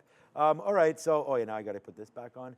106, so there it goes, man, straight up. The only play that I've been able to see on earnings is VWAP dip buys and stuff like that. So, again, today that would have worked. So if you decided that ARM was a long, you had an opportunity at 10 o'clock. Right there on a $100 break. So that's giving you $5 or $6 move to the upside. And then we only have a couple more minutes left, so let's go over some big movers right there. NVIDIA, 892 back to VWAP. So if you're thinking short, this is not a horrible spot either for that, but then you're standing in front of a freight train. So watch out for NVIDIA moving around here. Yeah, good day, man. Now oh my God, we are now $2 now in the money on Tesla. Tesla's cranking to the downside right now. There it is. Here we go. This is your trade of the day. Tesla in the money, $2 and clean. 2 ends, that's it. Clean trade Tesla. For me, it's the trade of the day. We have a full position. We got the shares we wanted. It was as it was written. To me right here, trade of the day Tesla, so the top 2 names we have on here, Tesla and Amazon, both now $3 in the money off these levels. So far so good. We just got to do better. And I just join us at 2 o'clock and we'll try to do better. As always, we're never going anywhere. Win, lose, draw, that's the name of the game. Yeah, you got to be able to get back on the horse. I am right back into the trade we had earlier on AMD. It's now the high from the first short, but there was a question about, do I want to try Robinhood at this level? My answer is no. I liked Robinhood. Dip buys were at this level. Come to the quickly here for the chart. We only have like 3 minutes to go. Dip buys off pre-market top. That was the first place I wanted along. The other one was at 18, and that was it. Like that's where I liked it for some dips. So it doesn't work. It set up the breakout trade like post facto. I took it. That actually ends up being the only thing that was any success on Robinhood was the initial breakout trade. But I had no intentions on trading it down when it goes red. If you're a green name on earnings, then I want to defend it staying green, not necessarily going from green to red. I think that's a pretty bearish move for Robinhood as a reaction to the earnings. Unless it's back above 18, I think you got to stick a fork in it. PLTR, Palantir, I might get in on VWAP. but I think that's a big mic the way the stock is trading. It's holding at 2140, but the way this market's going, it might just have to be a long off this consolidation, because this is kind of, it's tearing back into the upside. Like, you have consolidations, then it just rips up again. So waiting for VWAP might be waiting too long on Palantir. So it's a bit of an adjustment. I was going to wait for VWAP after getting out, but as you're seeing, I think you got to get into it now, into the high of the day, give it a tighter stop, and then if it gets to VWAP, just make 2 trades instead of 1. And then the last one, Disney gave it up eventually. So we had Disney multiple times, 1, 2, 3, 4 times we had Disney. The 4th time, it breaks VWAP just like yesterday. It turned into a trend to the downside on Disney, so I'm not going to get back into this unless it gets back above VWAP. Still like it for a post-earnings move and a hold of higher lows, but it did this same pattern in yesterday's trade and wasn't a great long after that. So I will not go back in unless VWAP's reclaimed. And as I mentioned, AMD, this will be right back at the, took it at VWAP, now I'm taking it off of the actual resistance level, which was afternoon support, early resistance. It happened to be VWAP here. I'm back into it off of that high. Always willing to make a secondary trade. If it breaks your level, it doesn't mean you, if you like 2 levels that are adjacent to each other in the same direction, I don't think you have to hold from one to the other. I think you can always just make 2 separate trades. That's the way I like to do it. Separate the ideas the best you can. The only other thing I was going to... We're $1 in the money. Go ahead. The only other thing is I'm in Mara looking for it to break the high of the day. First out's in front of that high, which I just took. Look, I don't know if you're following me or not, but right now we just shorted NVIDIA right there. It just broke through 890 and stopped, but it did go down into 889.50, putting us $1.20 or so in the money on that break right there. See, 889.20 maybe? Maybe 50 was on the offer, but be careful. We're playing this off of VWAP, a break of like 893, and we're gone on NVIDIA. So just wanted to leave you with that one. Sharif is asking me for ARM shorts, so let's find out how much they cost. And without any further ado... 1/8 of 1 cent. 1/8 of 1 cent. Actually, no, wait a minute. It might have been different today. Well, I'm going to get it for him anyways right now. So I am processing the short for ARM. There goes NVIDIA upside. So we're still in it. We're still in it, but I just want to show you what ARM is doing. It is starting to go upside.